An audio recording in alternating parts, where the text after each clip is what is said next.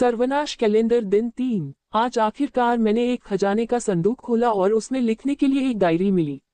लगता है कल का फाउंटेन पेन इंक का सेट काम का है। लेकिन क्या कोई मुझे बता सकता है कि उन घिनौने राक्षसों को मारने से तथाकथित खजाने का संदूक क्यों मिलता है?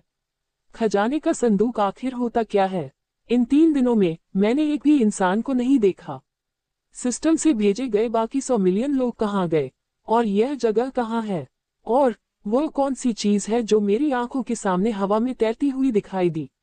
ये हमारे जमाने की टेक्नोलॉजी जैसी नहीं लगती। पिछले 3 दिन सालों जैसे लगे। सिस्टम ने जिस तथाकथित शेल्टर के बारे में बताया है, वह मेरे होमटाउन के मिट्टी के घर से भी बदतर है।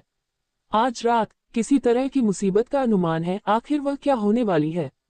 और इस तथाकथित आइटम स्लॉट में कुछ भी कैसे फिट हो सकता है? ये जगह असल में कहाँ है? यह एक बुरा सपना है। मैं वापस जाना चाहता हूँ। मेरी माँ को अभी भी मेरी जरूरत है कि मैं उनका खर्च उठाऊं। सर्वनाश कैलेंडर दिन 8। इस तथाकथित दूसरी दुनिया में आने के बाद से आज 8वां दिन है।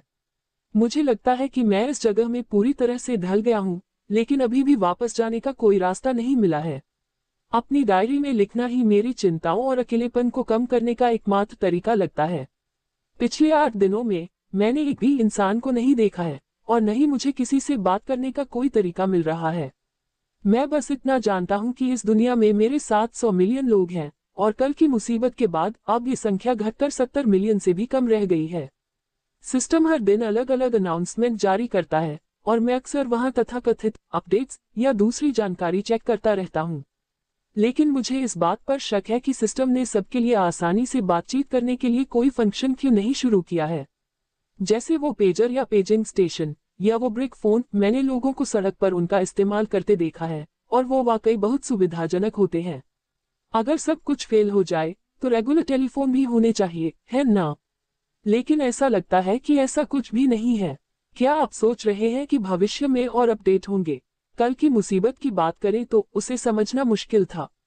मैंने टिड्डियों के आतंक पर ज्यादा ध्यान नहीं दिया था, लेकिन छठे दिन जब मैंने कुत्तों जितनी बड़ी टिड्डियां देखी तो मेरा मन बदल गया।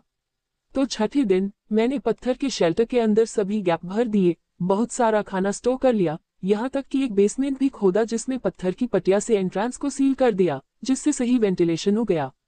ये काफी सिक्योर लग रहा है। एक रात अंदर सोने के बाद मुसीबत टल गई और मैं उन 70 मिलियन लोगों में से एक बन गया जो जिंदा बचे थे। काफी भाग्यशाली। वैसे रात में उन मॉन्स्टर्स की संख्या बढ़ जाती थी, लेकिन फिर भी सहने लायक थी। उन कीड़ों को मारने से उनकी संख्या को देखते हुए लकड़ी के खजाने के बक्से मिलने का अच्छा चांस था। ओह, सिस्टम कह रहा है कि कल एक अपडेट आएगा। सोच रहा हूँ कि कौन से नए फीचर जोड़े जाएंगे। सर्वनाश कैलेंडर दिन 15। मैं ले जाया गया। मैं जहाँ रह रहा था वहाँ रिसोर्स बहुत कम थे और वह मुसीबत बहुत अजीब थी। उसके खत्म होने के बाद भी पानी कम नहीं हुआ था और इसने मेरे शेल्टर के आसपास के इलाके को एक अलग थलग आइलैंड में बदल दिया था। कितना अजीब है। मेरे पास जो सामान था उससे मैंने एक नाव बनाई और अपना सारा सामान साथ ले गया। लगभग 2 दिन घास के मैदान को पार करने के बाद आखिरकार मैं किसी से मिला, और मेरी तरह वह भी टैंक कंट्री से है। हाँ, आखिरकार एक इंसान मिला। पहले मुझे पत्थर की कुल्हाड़ियों के साथ कुछ सीधी खड़ी छिपकलियां मिली, जिससे मैं लगभग डरकर मर ही गया था। बाढ़ की वजह से उसे भी नई जगह ढूंढते हुए घर बदलना पड़ा। मैंने उसे अपने साथ शेल्टर शेयर करने के लिए बुलाने की कोशिश की ताकि हम एक दूसरे का ध्यान रख सकें। बेशक मैं एक जेंटलमैन होने के उसूलों को मानूंगा। वह मुझसे 3 साल बड़ी है। मुझे नियम मानने होंगे। वैसे सिस्टम का नया फंक्शन असल में एक पेजर या पेजिंग स्टेशन जैसा है। साथ ही यह हमें 10,000 लोगों के ग्रुप में कॉन्टैक्ट नंबर देता है, लेकिन आप हर दिन सिर्फ 30 मैसेज ही भेज सकते हैं। बातचीत करना सच में मुश्किल है। जब यह सिस्टम इंसानी साइंटिफिक तरक्की से इतना आगे निकल गया है तो क्यों न एक ज्यादा आसान कम्युनिकेशन फीचर बनाया जाए। जैसे स्कूल के बुलेटिन बोर्ड पर हर कोई मैसेज छोड़ सकता है, या किसी से अकेले में बात करते समय ये फोन कॉल करने जैसा होना चाहिए, है ना? सर्वनाश कैलेंडर दिन 29। शियाओमिन और मैंने नए सदस्यों ओल्सन और क्रिकेट का स्वागत किया है। ज्यादा मेंबर जोड़ना अच्छी बात है। आखिर ताकत तो गिनती से ही आती है। जितने ज्यादा लोग होंगे गुजारा उतना ही आसान हो जाएगा। क्रिकेट लंबा और मजबूत है, काफी ताकतवर दिखता है। ओल्ड सन बहुत कमजोर है और वह मुश्किल से कुछ लेकर आया था। सच में जियाओमिन के सपोर्ट से मैं हमारे 7 लोगों वाले शेल्टर का लीडर बन गया। हर कोई मेरी बात सुनता है और मेरी इज्जत करता है। मैंने पहले कभी ऐसा सोचा भी नहीं था। जियाओमिन बहुत काबिल है, लगभग मेरी राइट हैंड औरत है। मैंने कभी नहीं सोचा था कि मैं लगभग 30 साल का बैचलर दूसरी दुनिया में ऐसी पत्नी पाऊंगा। जिंदगी का कुछ पता नहीं चलता है ना। जियाओमिन हमेशा शेल्टर को साफ सुथरा रखती है, खाना बना सकती है और एक कुशल शिकारी है। हर कोई मुझसे जलता है। यह एहसास अद्भुत है। कल की मुसीबत उसकी वजह से शांति से निपट गई। छोटा सन हवा में लगभग उड़ गया था। अगर जियाओमिन की तेज सोच न होती तो शेल्टर में हमारी मैन पावर चली जाती। वैसे सिस्टम ने आज ये भी जानकारी जारी की कि दुनिया में सिर्फ 43 मिलियन लोग बचे हैं। इस महीने में आधे लोग खो गए। अचानक निराशा का एहसास होता है। मैं अभी वापस जाना चाहता हूँ, लेकिन मैं वापस भी नहीं जाना चाहता। अगर मैं वापस गया तो मैं अपनी माँ को ढूंढ सकता हूँ, लेकिन जियाओमिन का क्या होगा? प्रलय दिवस कैलेंडर दिन 38। हमें फिर से आगे बढ़ना होगा, इसलिए नहीं कि आपदा ने हमारे बहुत मजबूत घर को कुछ नुकसान पहुंचाया है, बल्कि इसलिए कि हमें नए सोर्स तेल मिल गए हैं। भले ही हम मॉन्स्टर्स को या उन छिपकली जैसे चेहरे वाले लोगों को हरा दे, फिर भी हमें मिलने वाले खजाने की संख्या नहीं बढ़ेगी और ऐसा लगता है कि इस दुनिया में ऐसी किस्मत को बेहतर बनाने का कोई तरीका नहीं है। हालांकि खजाने के बक्से कम हैं, लेकिन उनमें से जो चीजें निकलती हैं वे काफी अच्छी होती हैं, चाहे वह खाना हो या औजार या कुछ ऐसी चीजें जिनकी हमने कल्पना भी नहीं की थी। जब वे दिखाई देते हैं तो ये काफी रोमांचक होता है। उदाहरण के लिए जो रिवॉल्वर हमेशा मेरी कमर पर रहती है, जिसे कोल्ट या कुछ और कहते हैं, वह मुझे एक खजाने से मिली थी। लगता है कि उस विदेशी क्रिकेट को गोलियां बनाना आता है। हमारे पास पीतल जैसी चीजें हैं, हमारे पास गन पाउडर के लिए डिजाइन है और आखिरकार हमने सक्सेसफुली सॉल्टपीटर और सल्फर भी ढूंढ लिया, जिससे गोलियां सक्सेसफुली बन गईं। इसलिए अब मेरे पास इस बंदूक के लिए गोलियों की कमी नहीं है। इसके अलावा बहुत सारी गोलियां होने की वजह से मैं कभी कभी शिकार के लिए इसका इस्तेमाल करता हूं और अब मेरी एक्यूरेसी काफी अच्छी है। वैसे शेल्टर में अभी 15 लोग हैं, इतने लोग कब हो गए? लेकिन जब मेरी जियाओमिन हमारे बच्चे को जन्म देगी तो एक और जुड़ जाएगा, है ना? वो लड़का जिंग लिंगफेंग जो पहले शामिल हुआ था बहुत मजबूत है और सभी एरिया में उसकी काबिलियत बहुत अच्छी है। भले ही वह अभी छोटा बच्चा है, लेकिन वह एक काबिल लेफ्टिनेंट है। परसों हम 8 लोग शेल्टर से निकले और आसपास घूमने के लिए जोड़ों में बंध गए।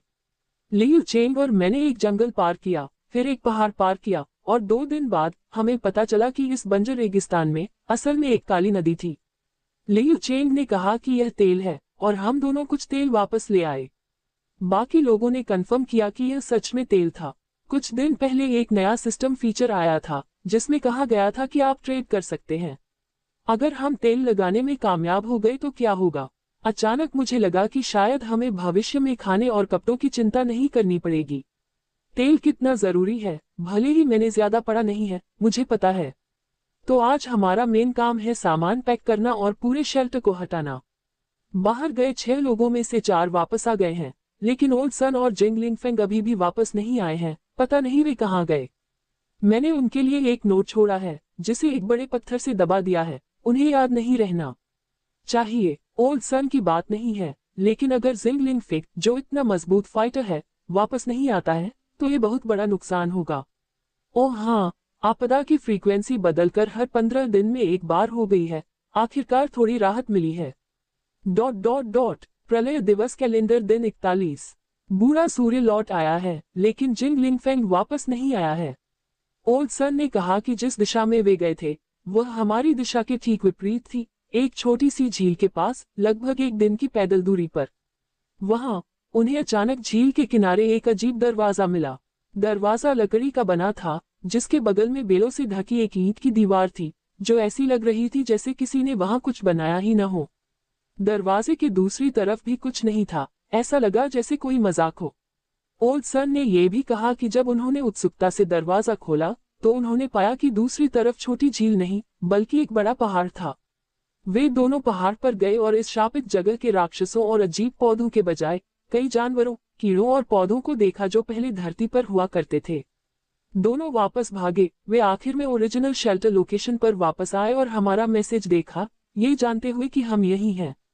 फिर जैसे ही ओल्ड सन निकलने वाला था, जिंग लिंगफिग ने कहा कि उसने कुछ खो दिया है। उसने ओल्ड सन से आगे जाने को कहा और वह उसे पकड़ लेगा। मैंने ओल्ड सन से पूछा कि आगे क्या हुआ, तो उसने कहा कि वह सफर से बहुत थक गया था, इसलिए उसने आराम करने के लिए एक पेड़ ढूंढा। लिटिल जिंग से कहा कि जल्दी करो, चाहे वह मिले या न मिले, उसे 1 घंटे के अंदर वापस आना होगा। लेकिन लिटिल जिंग वापस नहीं आया, और जब ओल्ड सन उसे ढूंढने वापस गया तो वह उसे नहीं मिला, इसलिए वह जल्दी से वापस चला गया। मुझे लगता है कि ओल्ड सन झूठ बोल रहा है। क्या उसने लिटिल जिंग को मारा? आखिरकार, अजीब दरवाजा मिलना और कुछ खोना, ये कारण बहुत दूर की कौड़ी लगते हैं। ओल्ड सन ने कसम खाई कि दरवाजा जरूर है। मुझे यकीन न करते देखकर उसने जिंग को ढूंढने और उसे वापस लाने की जिद की। मैंने दूसरों से बात की और हमने 5 लोगों को भेजने का फैसला किया और ओल्ड सन को भी साथ लेकर खोजने चले गए। हम वैसे भी रात में मार्च कर सकते हैं। प्रोटेक्टिव गियर के साथ कोई प्रॉब्लम नहीं है, रात भर मार्च करना मुमकिन है। ... प्रलय दिवस कैलेंडर दिन 44। आपदा अभी दूर है, इसलिए हमें इसके बारे में चिंता करने की जरूरत नहीं है। मजबूर मार्च आखिरकार हमें झील तक ले आया, लेकिन हमें लिटिल जिंग नहीं मिला, न ही हमें वह दरवाजा मिला जिसका जिक्र ओल्ड सन ने किया था। उस बूढ़े आदमी, ओल्ड सन, ने सच में झूठ बोलने की हिम्मत की, मुझे बेवकूफ बनाने की कोशिश की। जियाओमिन ने कहा कि हालांकि यह मामला अजीब है, लेकिन ओल्ड सन लंबे समय से हमारे साथ है, उसे झूठ नहीं बोलना चाहिए। लेकिन मैं इससे उबर नहीं पा रहा हूँ। भले ही लिटिल जिंग अभी आया है, लेकिन वह कई तरह से उस बूढ़े आदमी से काफी बेहतर है, और वह हमारे लिए बहुत सारा सामान लाया है। इस तरह गायब होना, हम इसे जाने नहीं दे सकते, है ना? ये बूढ़ा आदमी बिना कुछ खाए यहाँ आया। हमने एक कीमती सदस्य खो दिया और एक बूढ़े आदमी के साथ आ गए। कितनी बुरी बात है। मुझे बाद में इस बूढ़े आदमी को बाहर निकालने का कोई कारण ढूंढना होगा। ... प्रलय दिवस कैलेंडर 49वां दिन। तेल सिर्फ हाथ से ही निकाला जा सकता है।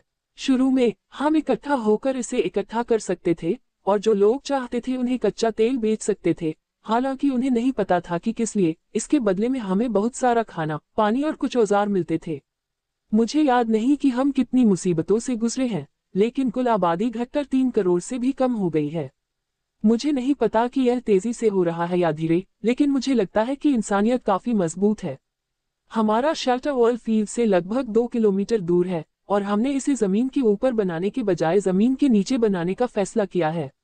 जमीन के ऊपर सुरक्षित नहीं है, और आने वाले तूफान से इमारतें शायद ही बच पाएं। अंडरग्राउंड शेल्टर अभी 2 मंजिला है।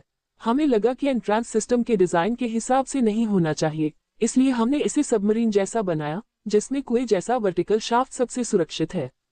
ये सब जियाओमिन का आइडिया था, मैंने बस उसकी बात मानी। हमारा बच्चा धीरे धीरे बड़ा हो रहा है। फिर हमने थोड़ा लंबा रास्ता बनाया, ताकि अगर दुश्मन आ जाएं, तो हम अंदर जा सकें। मेन शेल्टर एलॉय से बना था, बाकी सब। ये भी जियाओमिन का ही आइडिया था, मैंने बस उसकी बात मान ली। वैसे बूढ़ा सन चला गया और हमें नहीं पता कि वह कहाँ गया, शायद मर गया हो। ... प्रलय दिवस कैलेंडर दिन 83। हम 30 लोगों ने मिलकर एक बहुत बड़े राक्षस को मार गिराया। वह 2 या 3 मंजिल जितना ऊंचा था, किसी पिक्चर बुक के डायनासोर जैसा। ये चीज सिस्टम के हाल ही के अपडेट में ही रिलीज हुई थी, और हमें उसे मारने के लिए दलदल में फुसलाकर ले जाने के लिए बहुत मेहनत करनी पड़ी। अगर ऐसा न होता, तो उसे मारना नामुमकिन होता। आखिर में मॉन्स्टर ने कोई ट्रेजर चेस्ट नहीं गिराया। सिस्टम ने मुझे बताया कि मुझे एक मिला है, और उसने कहा कि यह प्लेटिनम का बना है। हमने सच में उसमें से कुछ बढ़िया निकाला। इसके अलावा हमें एक ऐसा प्लेटफॉर्म मिला है जो कच्चा तेल निकाल और रिफाइन कर सकता है। इसे लगाने के बाद हमें न सिर्फ गैसोलीन और डीजल मिला, बल्कि कुछ और चीजें भी मिली जिनका इस्तेमाल करना हमें नहीं आता था। जियाओमिन ने कहा कि वे काम आ सकती हैं, इसलिए हमने उन्हें स्टोर कर लिया। ... प्रलय दिवस कैलेंडर दिन 142। आपदाएं। इस शेल्टर में ऐसी चीजें नहीं होती। इस पूरी तरह से सुरक्षित शेल्टर में सभी तरह की मुसीबतें सिर्फ पछतावे के साथ ही पीछे हट सकती हैं। इसका सारा श्रेय जियाओमिन को जाता है। दुनिया की आबादी घटकर 20 मिलियन से कुछ ज्यादा रह गई है। क्या ये बहुत कम है?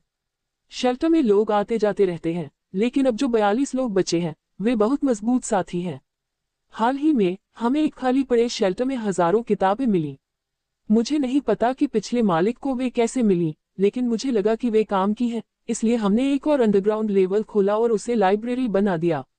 ये काफी अच्छा है। वैसे हमने एक और बड़े राक्षस को भी मारा और उसके प्लेटिनम ट्रेजर चेस्ट से हमें कई किलोग्राम नाइट्रोसेल्यूलोज मिला।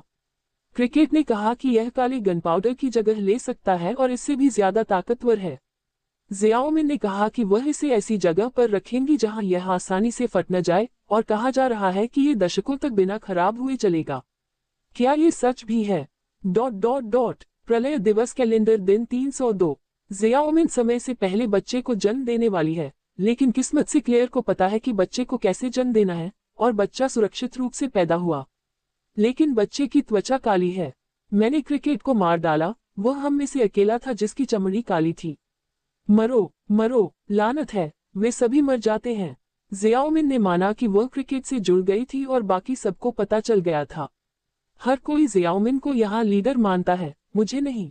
क्या मैं जोकर हूँ? पता चला कि मैं एक जोकर हूँ। तुम सब मर जाओ। प्रलय दिवस कैलेंडर दिन 369। 2 महीने बाद मैं फिर यहाँ लौटा। हवा में सड़न की बदबू थी। मैंने बस एक नजर डाली और महसूस किया कि मैं दुनिया में अकेला बचा हूँ। सिस्टम ने मुझे, जो अकेला जिंदा बचा था, कुछ भी इनाम नहीं दिया। मैं बहुत देर तक एक खोई हुई आत्मा की तरह इधर उधर भटकता रहा और आखिरकार इस दिल टूटे हुए स्थान पर वापस आ गया। अब जीने का कोई मतलब नहीं रह गया है। शायद अब मेरे भी जाने का समय आ गया है। ये एंट्री लिखते हुए मैं खुद को बहुत मजेदार पाता हूँ। हा, सब मर गए। हा, ये कैसे संभव है? लिन यू ने मोटी डायरी बंद कर दी। उसे ऐसा लग रहा था जैसे वह सपने में हो। अंदर रिकॉर्ड की गई हर बात लगभग उसके सबसे डरावने विचारों जैसी ही थी। इसके अलावा ये और भी अजीब और काल्पनिक था। उसने अपनी आंखें बंद कर ली। उसे लगा कि इस जगह के बारे में उसकी असली समझ खत्म होने की कगार पर है।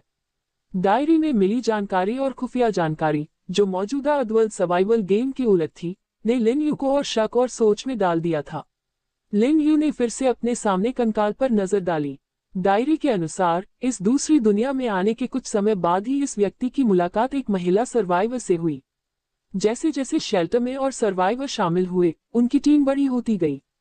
इस व्यक्ति ने महिला सर्वाइवर के साथ रिश्ता बनाया और 2 बार घर बदलने के बाद वे एक तेल की खदान के पास बस गए।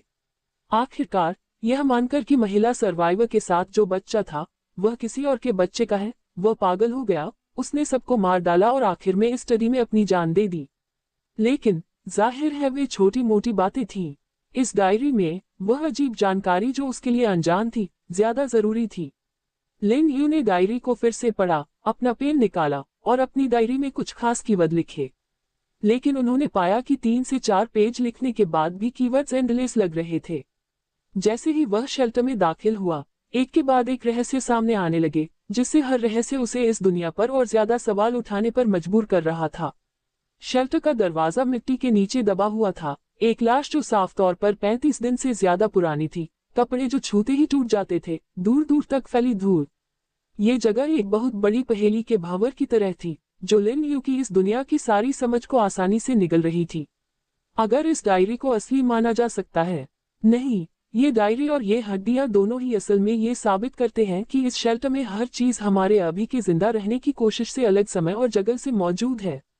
डायरी में हैंडराइटिंग और पेपर प्रिजर्वेशन लेवल में उम्र बढ़ने के काफी निशान दिखे, जो निश्चित रूप से ऐसा कुछ नहीं था जो 35 दिनों में हो सकता था।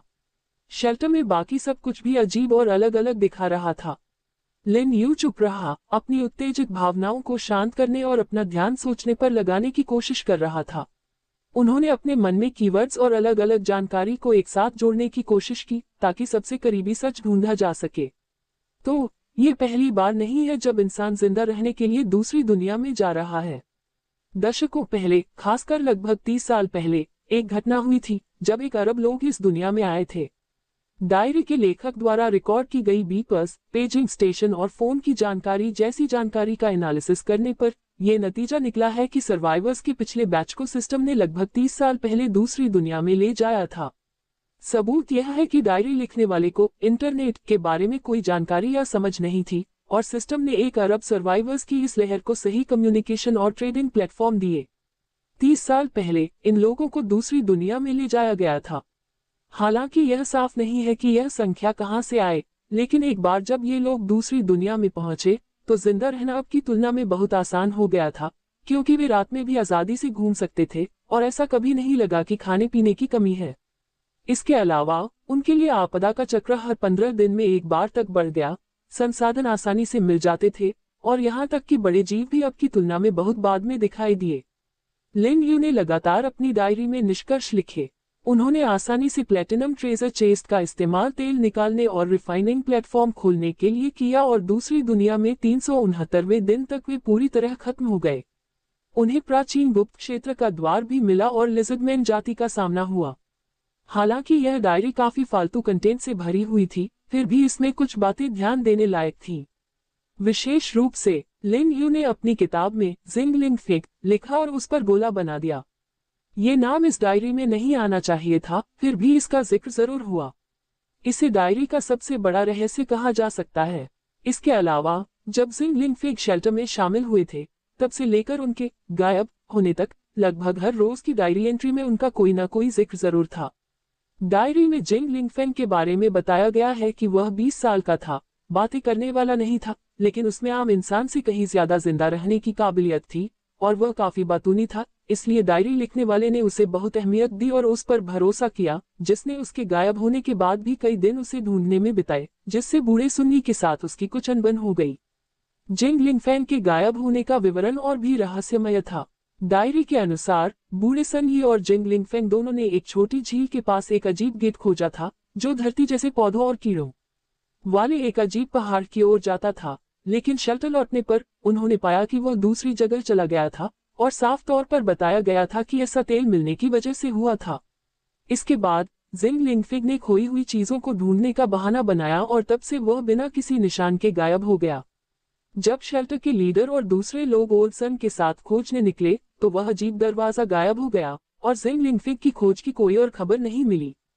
तथापि जिंग लिंगफेंग ये नाम अब एक बार फिर सामने आया है और इत्तेफाक से वह चैट ग्रुप में लिन यू के कुछ दोस्तों में से एक है और रिफ्यूजी विलेज के लीडर के तौर पर भी काफी करीब से जुड़ा हुआ है।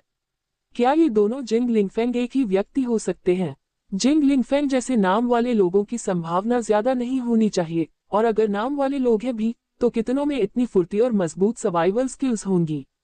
इसके अलावा अभी मौजूद बहुत सारी जानकारी से डायरी में दर्ज जिंग लिंगफेंग के गायब होने को असल में एक बड़ी हाइपोथेसिस से समझाया जा सकता है।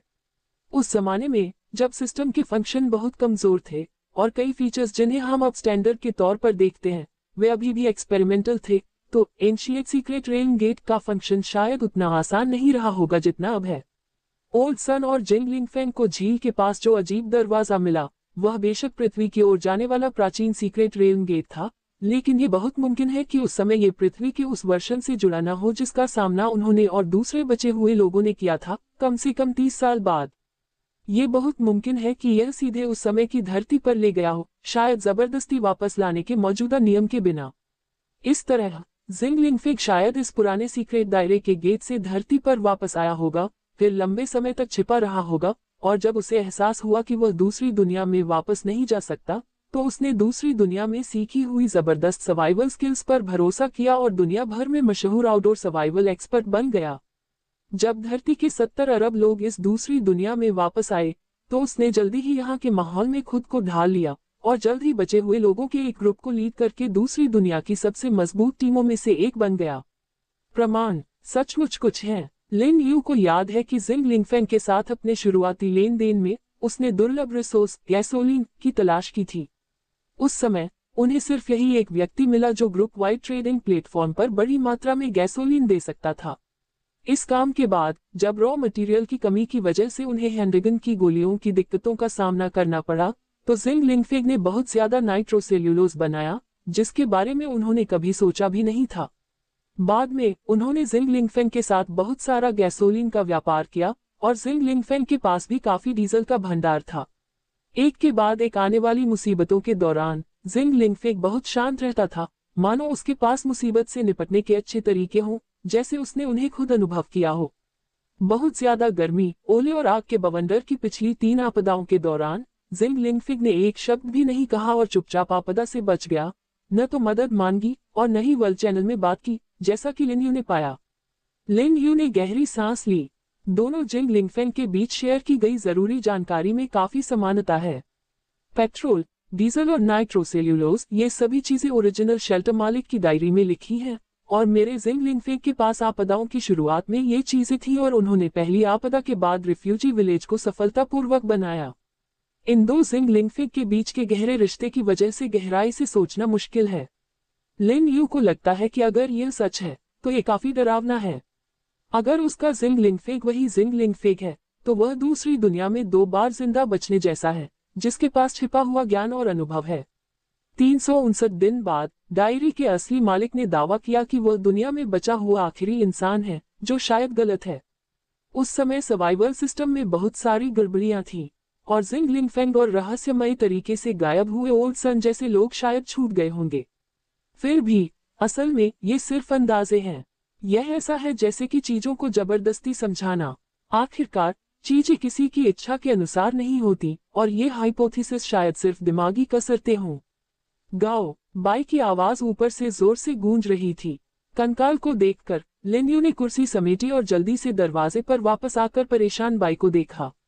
क्या हुआ छोटे, मेरी चिंता कर रहे हो? लिन यू मुस्कुराया और अंडरग्राउंड शेल्टर से बाहर कूद गया। बाहर आसमान बहुत नीला था। ताजी हवा में सांस लेते हुए उसने फिर से अंडरग्राउंड शेल्टर के एंट्रेंस पर नजर डाली। उसे लगा जैसे अंदर सब कुछ बस एक बुरा सपना था, लेकिन कंकाल के हाथ में छोड़ी गई डायरी ने उसे बताया कि यह कोई बुरा सपना नहीं था। अभी की दूसरी दुनिया की गड़बड़ियां अभी भी उसके दिमाग में घूम रही थी, जिससे उसे हर चीज पर शक और सवाल उठने लगे थे। गाओ, बाई ने एंट्रेंस पर और फिर लिन यू की तरफ देखा। वह इस बात को लेकर कंफ्यूज था कि मालिक इतनी देर तक अंदर क्यों रहा और बाहर क्यों नहीं आया। आखिरकार मौत की गंध के अलावा यहाँ और कुछ भी नहीं है। बाय, मुझे नहीं पता तुम्हें कैसे बताऊं। ये दुनिया उतनी आसान नहीं लगती जितनी हमने सोची थी। वह एक बार फिर अंदर गया, पहले अंडरग्राउंड लेवल से शुरू करके चौथे लेवल तक। पूरे शेल्टर को फिर से ढूंढा, जो कुछ भी वह ले जा सकता था उसे इकट्ठा किया और बचे हुए सामान को सर्वाइवल पॉइंट से बदला। हालांकि उन्हें डायरी जैसा कुछ नहीं मिला, नहीं उन्होंने कोई सामान इकट्ठा किया। डायरी में लिखी चीजें, चाहे डीजल हो, गैसोलीन हो या नाइट्रोसेल्यूलोज, उसे इनमें से कुछ भी नहीं मिला। अंदर से फिर से रेंगते हुए लिन यू ने शेल्टर के एंट्रेंस को बिना अलॉय कवर के सहलाया और सोचा कि इस जगह से कैसे निपटा जाए। तभी अचानक सिस्टम की आवाज अचानक गूंजी। क्या प्रलय दिवस बनकर को मोड़ना है? प्रलय का दिन बनकर। इस सिस्टम से वैसी ही मैकेनिकल आवाज निकलती थी जैसी एक बार उसने सुनसान शेल्टर इकट्ठा करते समय निकाली थी। प्रलय दिवस बनकर, शेल्टर से बिल्कुल अलग। क्या ये शेल्टर का असली नाम है, या डायरी के असली मालिक और जियोमिन नाम के सर्वाइवर ने इस अंडरग्राउंड शेल्टर को डिजाइन किया था, जिसे सिस्टम ने एक अलग तरह की रेफ्यूज बिल्डिंग के तौर पर पहचाना? क्या प्रलय दिवस बनकर को मोड़ना है? लिन यू ने अंदर की सामान्य बनावट और जगह के बारे में सोचा, फिर बाई के साथ दूसरी तरफ खड़ी हो गई। फोल्ड कंफर्म करें। अचानक एक सफेद रोशनी चमकी, उसके बाद जमीन पर गड़गड़ाहट की आवाज आई। जमीन पर मिट्टी लगातार नीचे धंसती गई और लिन यू को बाई ने पकड़कर हवा में उठा लिया। इसी बीच उसके हाथ में एक हल्का नीला ब्लूप्रिंट दिखाई दिया। क्या ये डूम्सडे बंकर का ब्लूप्रिंट है? लिन यू ने नीचे की बड़ी 4 लेवल वाली जगह, सुरक्षित गलियारों और शेल्टर के गहरे और पतले दरवाजे की कल्पना की और महसूस किया कि इस बार उसे काफी कुछ मिला है। उसने जमीन को देखा। उड़ती धूल के नीचे जमीन पर बने नए गड्ढे के बीच कुछ हड्डियां लुढ़क रही थीं क्योंकि वे ढीली मिट्टी से ढकी हुई थीं। अंदर से कुछ मुश्किल महसूस हो रहा था। ये पिछले सर्वाइवल गेम के आखिरी बचे हुए लोग थे और यह उनकी आखिरी कब्र भी थी। उनके आने से सारे राज खत्म हो गए और इन लोगों को इस डूम्सडे बंकर में दफना दिया गया। उसे डायरी के मालिक के आखिरी शब्द याद आ गए। दुनिया में सिर्फ वही रह गया और इस तरह जिंदा रहने का मतलब ही खत्म हो गया। बाय, चलो पहले वापस चलते हैं। हमें जरूरी सामान लाने के लिए शेल्टर में वापस जाना है। इस जगह को एक नए डूम्सडे बंकर की जरूरत है। गावू, बाय ने धीरे से जवाब दिया। उसने अपने पंख फैलाए और दूर दूर तक फैले मैदान में उड़ गया। उसकी रूबी जैसी आंखें धरती और आसमान में सब कुछ देख रही थी। काली नदी धीरे धीरे बह रही थी और वह गड्ढा जिसमें धूल नहीं उड़ रही थी एक बार फिर उनके पीछे लौटने का इंतजार कर रहा था। जिंग लिंगफेंग। लिन यू ने यह अजीब नाम बुदबुदाया और याद किया कि कुछ समय पहले ये व्यक्ति उसके और लिली कलाहाउ के बीच झगड़ा करवाना चाहता था। क्या मुझे उसके प्लान के साथ चलना चाहिए या मुझे उसे थोड़ा टेस्ट करना चाहिए? ये व्यक्ति खुद एक पहेली भी है और उसे खोलने की चाबी भी। 35 सेंटीमीटर मोटी यह मुश्किल से आंगन की दीवार मानी जाने के लिए काफी है, शहर की दीवार के आसपास भी नहीं। लिन यू अपने शेल्टर के दरवाजे पर खड़ा था, अपने सामने 5 मीटर ऊंची दीवार को देख रहा था, जिसमें टक्कर की वजह से दरारें पड़ गई थी। उसे लग रहा था कि इसे जरूर अपग्रेड करने की जरूरत है। शहर की दीवार का सबसे महत्वपूर्ण हिस्सा सिर्फ उसकी ऊंचाई नहीं है, बल्कि उसकी मोटाई है।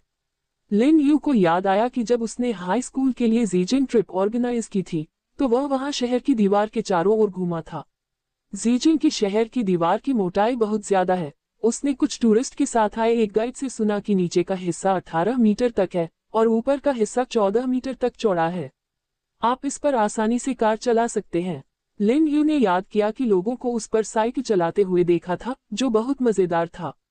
अब अपनी दीवार को देखकर, जो बड़े बड़े ओलों से टूटकर बड़ी बड़ी दरारें और गड्ढे बन गई है, जो सिर्फ 35 सेंटीमीटर मोटी दीवार है, बहुत खराब लगती है।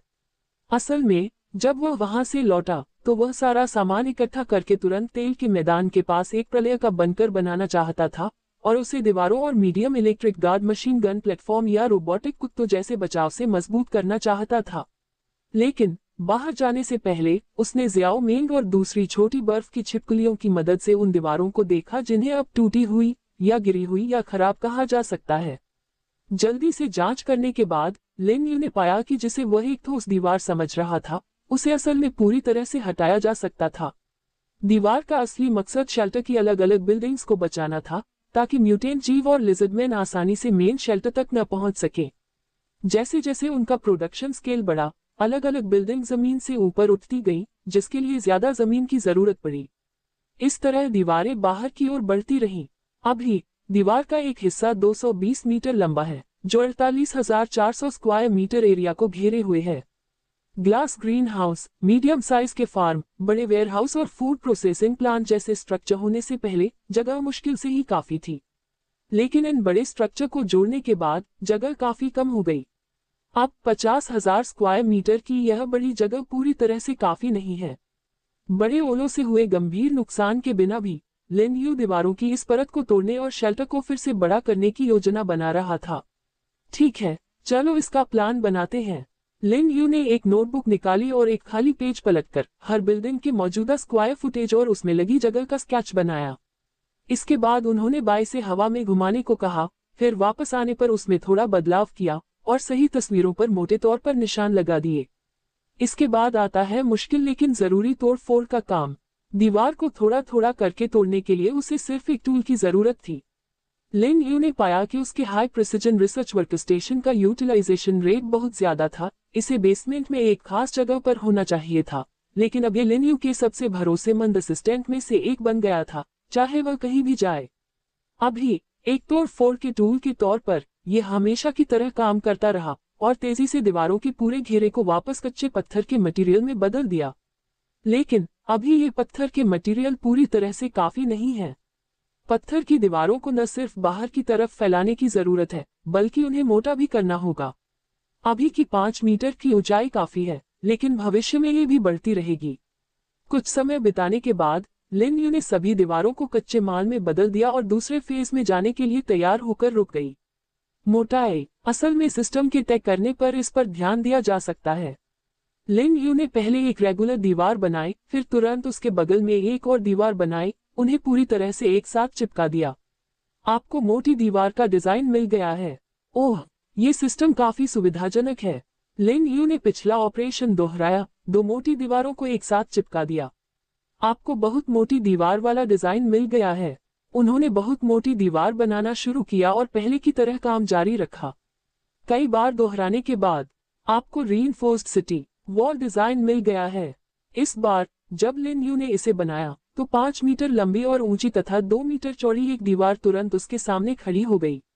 2 मीटर मोटा बुरा नहीं है। कुछ समय के लिए 2 मीटर मोटी दीवार म्यूटेंट जीवों, लिजर्डमैन और भिखारियों के हमलों को झेल सकेगी और इस चौड़ाई पर बना platform medium electric guard machine gun platform को सीधे उस पर रखने की सुविधा देता है, बिना दीवार के बगल में एरो टावर जैसा कोई दूसरा स्ट्रक्चर बनाए। तथापि मजबूत शहर की दीवार की एक यूनिट के लिए पत्थर के 100 टुकड़ों की जरूरत होती है। सच में मेरे पत्थर के भंडार का टेस्ट करता है। दीवार की मोटाई तय हो गई है, लेकिन लंबाई भी पहले के मुकाबले बढ़नी चाहिए, जिसका मतलब है कि जरूरी पत्थर का मटेरियल काफी ज्यादा हो जाएगा। लिन यू ने अपनी नोटबुक में फिर से चित्र बनाए और जल्दी से दीवारों के इस गोल हिस्से की किनारे की लंबाई पता की, जिससे मुख्य शेल्टर सेंटर में आ गया। अगर यह 500 मीटर है, तो अभी के एरिया को दोगुने से ज्यादा बढ़ाना ही काफी होना चाहिए। अगर यह बड़ा है, तो पत्थर के मटेरियल की जरूरी मात्रा और भी बढ़ जाएगी। अगर यह काफी नहीं है, तो मजा नहीं आएगा। लिन यू ने एक नापने का टेप निकाला और मेन शेल्टर के सेंटर से शुरू करके दक्षिण में 250 मीटर नापा, फिर बाकी सभी दिशाओं में 250 मीटर नापा। इन लाइनों को आपस में जोड़कर वह 500 मीटर की साइड वाली दीवारें बनाने के लिए जरूरी सही जगह का पता लगा सकता था। जल्दी ही बाय और मेन की मदद से ये 4 लाइनें सफलतापूर्वक खींची गईं। अगला कदम सामान तैयार करना था। दीवार की एक यूनिट 5 मीटर लंबी होती है ना? अगर एक दीवार के लिए 100 ब्लॉक लगते हैं, तो एक तरफ के लिए कुल 10,000 यूनिट पत्थर की जरूरत होगी और चारों तरफ के लिए यह 1 लाख यूनिट पत्थर है। ये काफी ज्यादा है। लिन यू ने तुरंत हाल ही में तोड़े गए सभी पत्थरों के साथ साथ बड़े गोदाम और बाहर के स्टोरेज से सारा पत्थर का सामान इकट्ठा किया और सिर्फ 23,000 से कम यूनिट ही मिली। बाकी रकम के लिए उसे और इकट्ठा करने के लिए लेक लेविक और नाइट्रेट ओर की जगह पर पिरामिड पर जाना होगा। लेक लेविक में पत्थर के सामान, लोहे के ब्लॉक और कोयले के कई पिरामिड थे जिन्हें पूरी तरह से हटाया नहीं गया था, और नाइट्रेट ओर वाली जगह पर भी वैसे ही पिरामिड थे जो ज्यादातर उससे जुड़ी खदानों के पत्थरों से बने थे। एक बार ये इकट्ठा हो जाने के बाद शेल्टर की पत्थर की जरूरतें कोई समस्या नहीं रहेंगी। इसके अलावा ये डूम्सडे बंकर और तेल क्षेत्र द्वारा जल्द ही बनाई जाने वाली दीवारों के लिए पत्थर की जरूरतों को भी पूरा करेगा। बाय, लगता है मुझे तुम्हें थोड़ी देर परेशान करना पड़ेगा। चलो आज ही यह काम पूरा करने की कोशिश करते हैं। बाय। लिन यू अपने साथी से बात कर रहा था और उसने अपना सिर घुमाया तो पाया कि वह बाय नहीं बल्कि हैरान मेंग थी। ग्रर मेंग, जो लिन यू को खुद से बात करते हुए सुन रहा था, काफी हैरान लग रहा था, लेकिन ये सुनकर कि बाय को ढूंढा जा रहा है, उसने तुरंत उसे सही दिशा में इशारा किया। उसका बड़ा हाथ दूसरी तरफ बढ़ा, जो कोई और नहीं बल्कि मीडियम साइज का खेत था। फार्म, खैर लगता है वे उन चूजों को देखने गए हैं। लिन यू अपना सिर हिलाए बिना नहीं रह सका। बाय को वे नए निकले चूजे बहुत पसंद आए। कल जब उन्हें मीडियम साइज के फार्म में छोड़ा गया तो बाय इधर उधर बिजी थी, यहाँ तक कि नर्सरी एक्टिविटी ग्रीनहाउस में लेटकर उन्हें काफी देर तक देखती रही।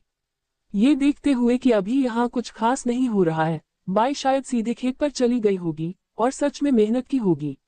लिन यू को तो ये भी लगा कि बाय को खेती के मामलों की उससे ज्यादा परवाह है। ऐसा लगता है कि जब भविष्य में इन चूजों के अंडों का पहला बैच दिया जाएगा तो बाय को सबसे पहले उन्हें चखना चाहिए। लिन यू जल्द ही खेत के प्रवेश द्वार पर पहुंच गया और अंदर से चिरप चिरप चिरप की आवाजें आने लगी। मान लीजिए कि उसने आज सुबह से उन चूजों को असल में नहीं देखा था। उसे हैरानी हुई कि क्या कोई बीमार पड़ गया होगा या कुपोषण या ऐसी ही किसी वजह से मर गया होगा। हालांकि लिन यू ने मुर्गियां नहीं पाली थी, लेकिन अनाथालय में रहते हुए उन्होंने टीवी पर कुछ ऐसे ही खेती के प्रोग्राम देखे थे। वह अच्छी तरह जानते थे कि खेती बाड़ी के काम पर असल में बहुत ध्यान देने की जरूरत है, खासकर चूजों को पालना, जिसमें कई तरह के थकाने वाले काम शामिल हैं। खाने पीने का ध्यान रखने से लेकर बीमारी या खेती के दूसरे कारणों तक, हर तरह के कारणों से चूजों का मरना असल में काफी आम बात है। आखिरकार एक चूजे के बड़े होकर अंडा देने वाली मुर्गी बनने की प्रक्रिया में काफी समय लगता है।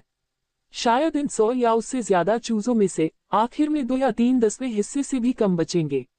लिन यू खेत में गया और सीधे एक्टिविटी ग्रीनहाउस की ओर चला गया। कल उसने काफी चारा और पानी डाल दिया था, इसलिए भूख या प्यास से मरना कोई दिक्कत नहीं होनी चाहिए। लेकिन चूजों के विरोध और बाकी सब बातों को देखते हुए लिन यू ने दरवाजा खोला और देखा कि जिस बाई को वह ढूंढ रहा था वह अंदर फर्श पर बैठी थी। इस छोटे से जीव ने अपने पंख मोड़ लिए थे, लेकिन उसके बड़े शरीर ने बहुत जगह घेर ली थी। बाई ग्रीनहाउस के कोने में दुबकने की पूरी कोशिश कर रहा था, दीवार से धीरे से टिका हुआ था और चूजों को उस पर दौड़ने और कूदने दे रहा था। ग्रर, बाई ने आंखें सिकोड़ ली। ऐसा लगा जैसे वह उस पल का मजा ले रहा हो, सांस लेने के अलावा मुश्किल से ही कोई हरकत कर रहा था। हालांकि लिन यू का ध्यान इस पर नहीं था, ये चूजों पर था। चूजे, जिनके कल रोएंदार चमकीले पीले बाल थे, अब उनके पंख सफेद हो गए थे, उनके शरीर कई गुना बड़े हो गए थे और मुर्गों और मुर्गियों के बीच का अंतर भी साफ दिख रहा था। ये क्या हो रहा है? ग्रोथ रेट तो बहुत ज्यादा है ना?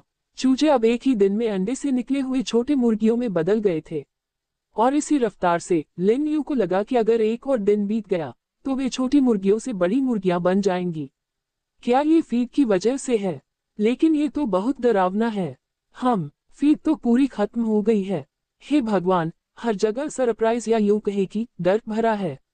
लिन यू ने ग्रीन हाउस के चारों ओर देखा, लेकिन उसे कोई मरा हुआ चूजा या ऐसी ही किसी समस्या का कोई निशान नहीं दिखा। बिल्कुल नहीं, बचने की दर 100% है। ये बहुत ज्यादा है। और एक और बात है जिस पर लिन यू को यकीन करना मुश्किल लगता है। सभी चूजे ग्रीन हाउस के एक कोने में पॉटी कर रहे हैं, जहां पहले एक छोटी टोकरी रखी थी। हालांकि इससे निकलने वाली खुशबू बर्दाश्त से बाहर है, लेकिन ये ग्रीन हाउस को उतना गंदा नहीं होने देती जितना कोई सोच सकता है। ये बहुत ज्यादा साफ सुथरा भी है। बाय, क्या तुम मेरी मदद कर सकती हो और इन चूजों को आउटडोर एक्टिविटी एरिया में ले जा सकती हो? लिन यू को अभी भी यकीन नहीं हो रहा है।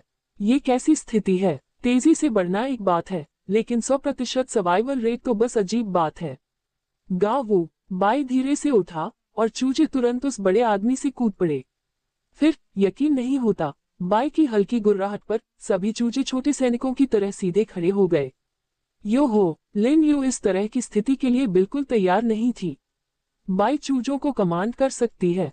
हालांकि वे बिना किसी ऑर्गेनाइजेशन या बनावट के बिखरे हुए खड़े थे, फिर भी यह बात कि बाय इन लगभग नासमझ चूजों को ऑर्डर मानने और इस तरह खड़ा करने में कामयाब रही, काफी इम्प्रेसिव है।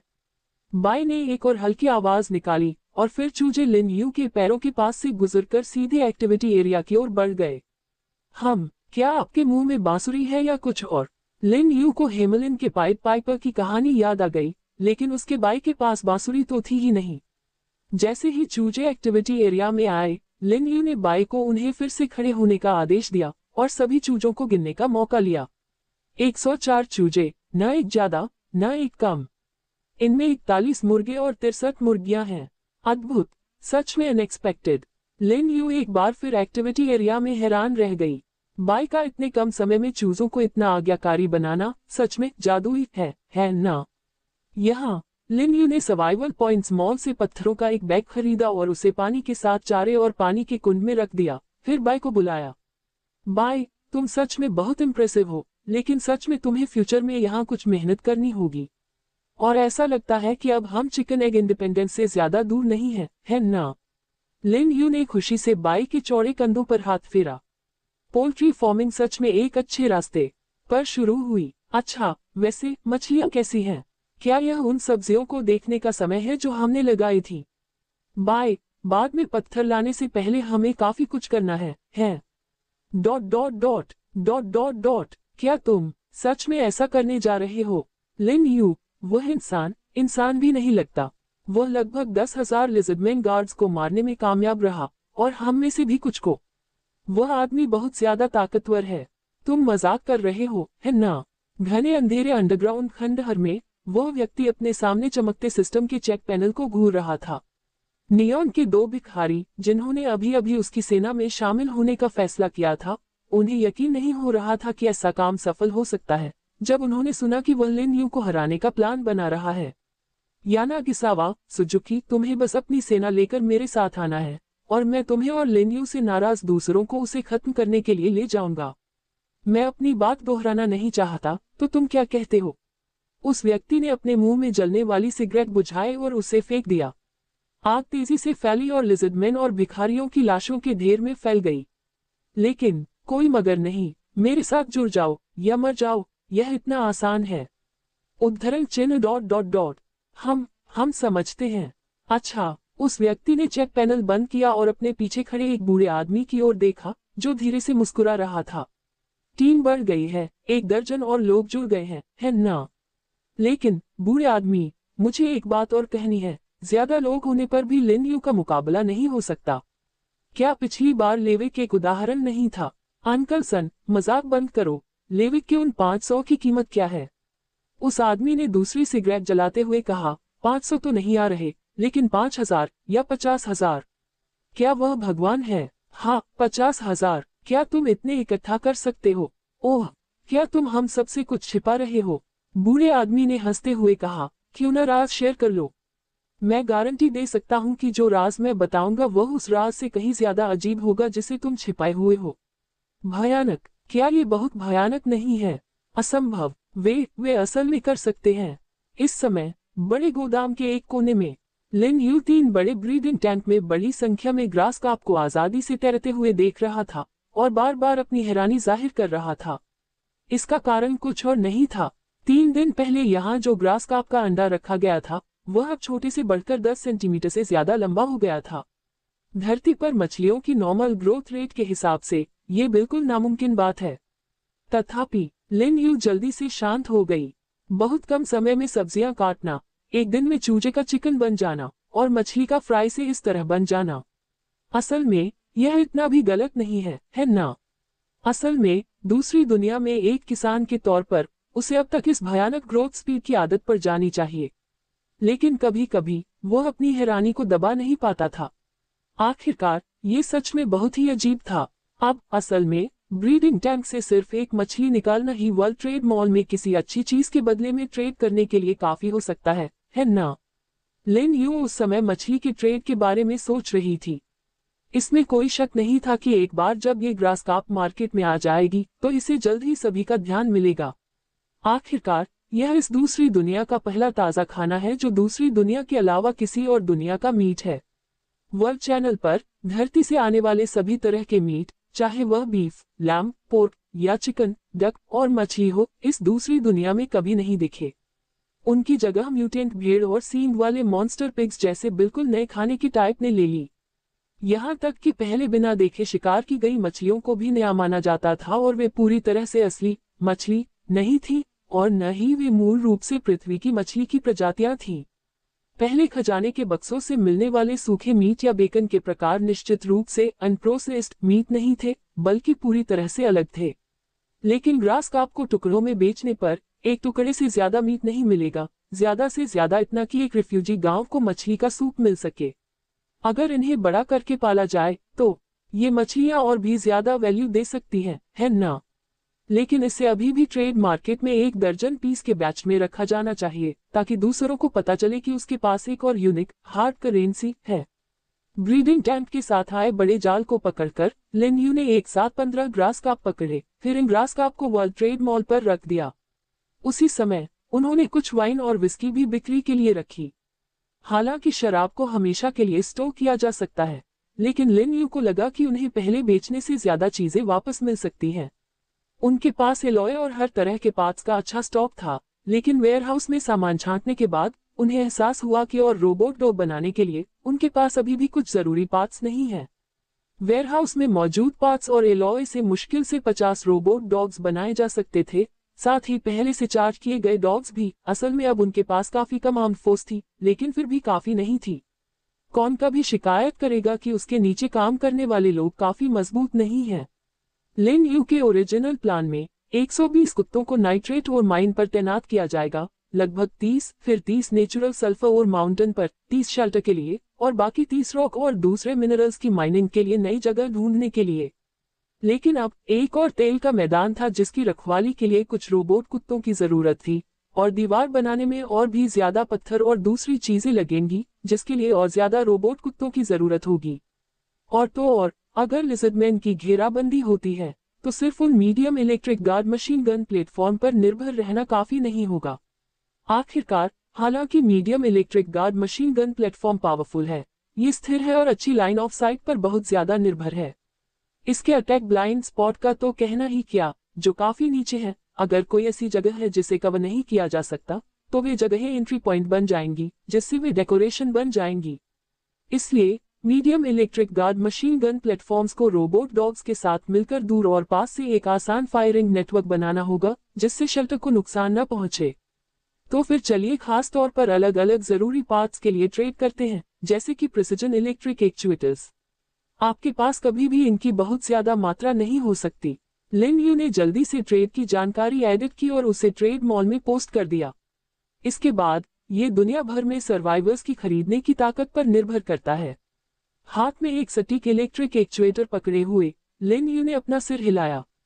उनके पास इस डिवाइस के ब्लूप्रिंट तो थे, लेकिन इसे बनाने के लिए जरूरी सभी अलग अलग पार्ट्स इकट्ठा करना मुश्किल था और अलॉय जैसे आसान मटेरियल से कहीं ज्यादा मुश्किल था। इसे बनाने के लिए जरूरी सभी पार्ट्स इकट्ठा करने के बजाय उन्हें सीधे इकट्ठा करने पर ध्यान देना ज्यादा बेहतर होगा। ज्यादा लोगों के साथ ज्यादा ताकत आती है और दुनिया भर में 20 अरब सर्वाइवर्स के साथ जब तक वे सीक्रेट रेल्म्स में जाते हैं उन्हें ये चीज ढूंढने का मौका मिलेगा। चाहे कितनी भी कम संभावना हो, इतने कम नंबर के साथ उन्हें ये छोटे पार्ट्स जरूर मिलेंगे जो असल में एलिवेटर या लिफ्ट में पाए जाते हैं। वैसे पिछली तबाही के बाद बची हुई इंसानी आबादी घटकर 20 अरब से कुछ ज्यादा रह गई थी। पिछली बार की तुलना में अचानक 400 मिलियन लोग मर गए। ये संख्या पिछली 2 डबल आपदाओं में मरने वाले लोगों की कुल संख्या से भी ज्यादा है। इस स्थिति के पीछे बेशक पिछली ट्रिपल आपदा ही दोषी है, और चाहे वह बहुत ज्यादा गर्मी हो या आग के बवंडर, दोनों ही इतनी बड़ी मौतों के सबसे सीधे कारण थे। इसके अलावा सिर्फ सर्वाइवर्स ही नहीं बल्कि भिखारियों को भी बहुत ज्यादा नुकसान हुआ। अगली मुसीबत क्या लाएगी? लिन यू ने उस डायरी में लिखी घटनाओं को याद किया। डायरी में यहाँ आए सर्वाइवर्स की पहली लहर ने जब छठी आपदा का सामना किया तो देखा कि सिस्टम के नियम बदल गए थे, जिससे शुरू में 7 दिन का आपदा चक्र 15 दिन के चक्र में बदल गया था। अगर इस बार भी पिछली बार जैसा ही है, कोई बात नहीं, हमें अभी भी तैयार रहना है। लिन यू ने सोचा, उसे जल्दी से काम पूरा करना होगा। वह शैडो क्लोन टेक्निक नहीं कर सकता था और एक ही समय में अलग अलग जगहों पर अलग अलग काम नहीं कर सकता था। फिर भी जैसा कि कहा जाता है, काउबॉय बहुत व्यस्त रहते हैं। आज सच में बहुत कुछ करना है। पहले ग्रीन हाउस चेक करो, फिर बेल्जो लेक और नाइट्रेट ओर के आसपास जाकर पत्थर इकट्ठा करो और रोबोट डॉग और दूसरे डिफेंस डिवाइस लगाओ। इसके बाद मेन शेल्टर की दीवारें ठीक करो, फिर उस ऑयल फील्ड में जाकर डूम्सडे बनकर बनाओ, डिफेंस के तरीके भी लगाओ। नाइट्रेट ओर में रखे अलग अलग पार्ट्स और एलॉय को इकट्ठा करने, नेचुरल सल्फर और माउंटेन पर कंस्ट्रक्शन करने और कुछ जरूरी चीजें बनाने की भी जरूरत है। काम पहाड़ की तरह बढ़ते जा रहे हैं। कोई भी व्यक्ति कितना भी कुशल क्यों न हो, इस तरह खेलना निश्चित रूप से लंबे समय तक नहीं चल सकता। लेकिन इस शुरुआती स्टेज में ये काम जरूर करने होंगे और एक बार कई काम पूरे हो जाने के बाद ज्यादा कंस्ट्रक्शन दोबारा नहीं करना पड़ेगा। मतलब अभी जो कुछ भी किया गया है वह नींव रख रहा है। एक बार नींव रख दी जाए तो बाद में सब कुछ बहुत आसान हो जाता है। तो चलो एक एक करके काम निपटाते हैं। वैसे भी अभी आधे दिन से ज्यादा समय बचा है। लिन यू ने बाय और शियाओ मेंग से सभी छोटी बर्फीली छिपकलियों को इकट्ठा करने को कहा। पहले इन छोटे बच्चों को खाना खाने दिया, क्योंकि आने वाले समय में इन छोटे बच्चों को काफी मेहनत करनी पड़ेगी। इसके अलावा एक बार जब ऑयल फील्ड, नेचुरल सल्फर और माउंटेन, नाइट्रेट और यहाँ तक कि बेल्जो लेक के आसपास की जगह साफ हो जाएगी तो हर सब बेस की सेफ्टी पक्का करने के लिए वहाँ कुछ लिटिल आइस लिजर्ड्स रखने की जरूरत होगी। लगभग 500 लिटिल आइस लिजर्ड्स को सिर्फ मेन शेल्टर में रखना बहुत बेकार है, और अब इन दिनों बाय और शियाओ मेन की टीचिंग और ट्रेनिंग में उनमें से कई ने काफी शानदार कॉम्बैट कैपेबिलिटीज दिखाई हैं। समय मिलने पर वे निश्चित रूप से एक क्षेत्र की रक्षा करने में सक्षम शक्तिशाली भागीदार बन सकते हैं। बाय और शियाओ मेंग ने जल्दी से सभी छोटी बर्फीली छिपकलियों को इकट्ठा किया, जो तैयार चावल और भुने हुए मांस के सामने दावत उड़ा रहे थे। लिन यू ने उनके साथ खाना नहीं खाया, बल्कि बड़े गोदाम से बाहर आया, ग्रिल्ड लम्ब चॉप लिया और सीधे कांच के ग्रीन हाउस में चला गया। पंखे के पानी के पर्दे और शेडिंग नेट के दोहरे असर से अंदर काफी ठंडक और आराम रहता है, साथ ही ज्यादा नमी और ताजगी भी रहती है। लिन यू सीधे प्लांटिंग प्लेटफॉर्म की ओर चली गई और उस हरे भरे पेड़ पौधों के और करीब पहुंच गई। यह मानना होगा कि इस ह्यूमस न्यूट्रिएंट मिट्टी में पौधों की ग्रोथ स्पीड सॉइललेस कल्टीवेशन के जितनी ही डरावनी है। सिर्फ एक दिन में लगाए गए सभी बीज अंकुरित हो गए हैं। ब्रेसिका रापा जैसी सब्जियां कटाई के लिए लगभग तैयार हैं।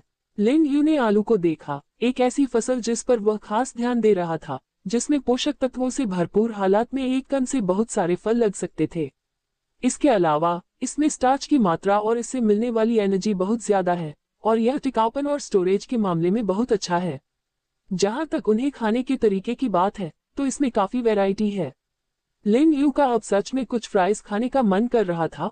उसमें बहुत सारा तेल है, कुछ जंक फूड बनाना है और कुछ लेबी या कोक के साथ। क्या यह मजेदार नहीं होगा? आलू अब अंकुरित हो गए हैं और लगभग 5 सेंटीमीटर ऊंचे हो गए हैं। ये बहुत तेज है। इस रफ्तार से शायद 2 या 3 दिन में उनकी कटाई हो सकती है। लेकिन फिर अगर प्लांटिंग प्लेटफॉर्म को बड़े पैमाने पर फैलाया जा सके तो क्या ये सब्जियां दसियों, सैकड़ों या हजारों रिफ्यूजी गांवों को दी जा सकती हैं? ये सब्जियां उन रिफ्यूजी विलेज में सर्वाइवर्स को जरूरी न्यूट्रिएंट्स देने के साथ साथ उन चीजों के बदले भी दी जा सकती हैं जिनकी उन्हें कमी है, जिससे उनकी ताकत और शेल्टर की पूरी ताकत एक नई ऊंचाई पर पहुंच जाएगी। क्या ये सीक्रेट दुनिया में खुशबू की मेहनत से खोज करने से बेहतर नहीं है? लेकिन बात करना आसान है, करना मुश्किल। विजन सुंदर है, अभी इसे स्टेप बाय स्टेप पूरा करने की जरूरत है।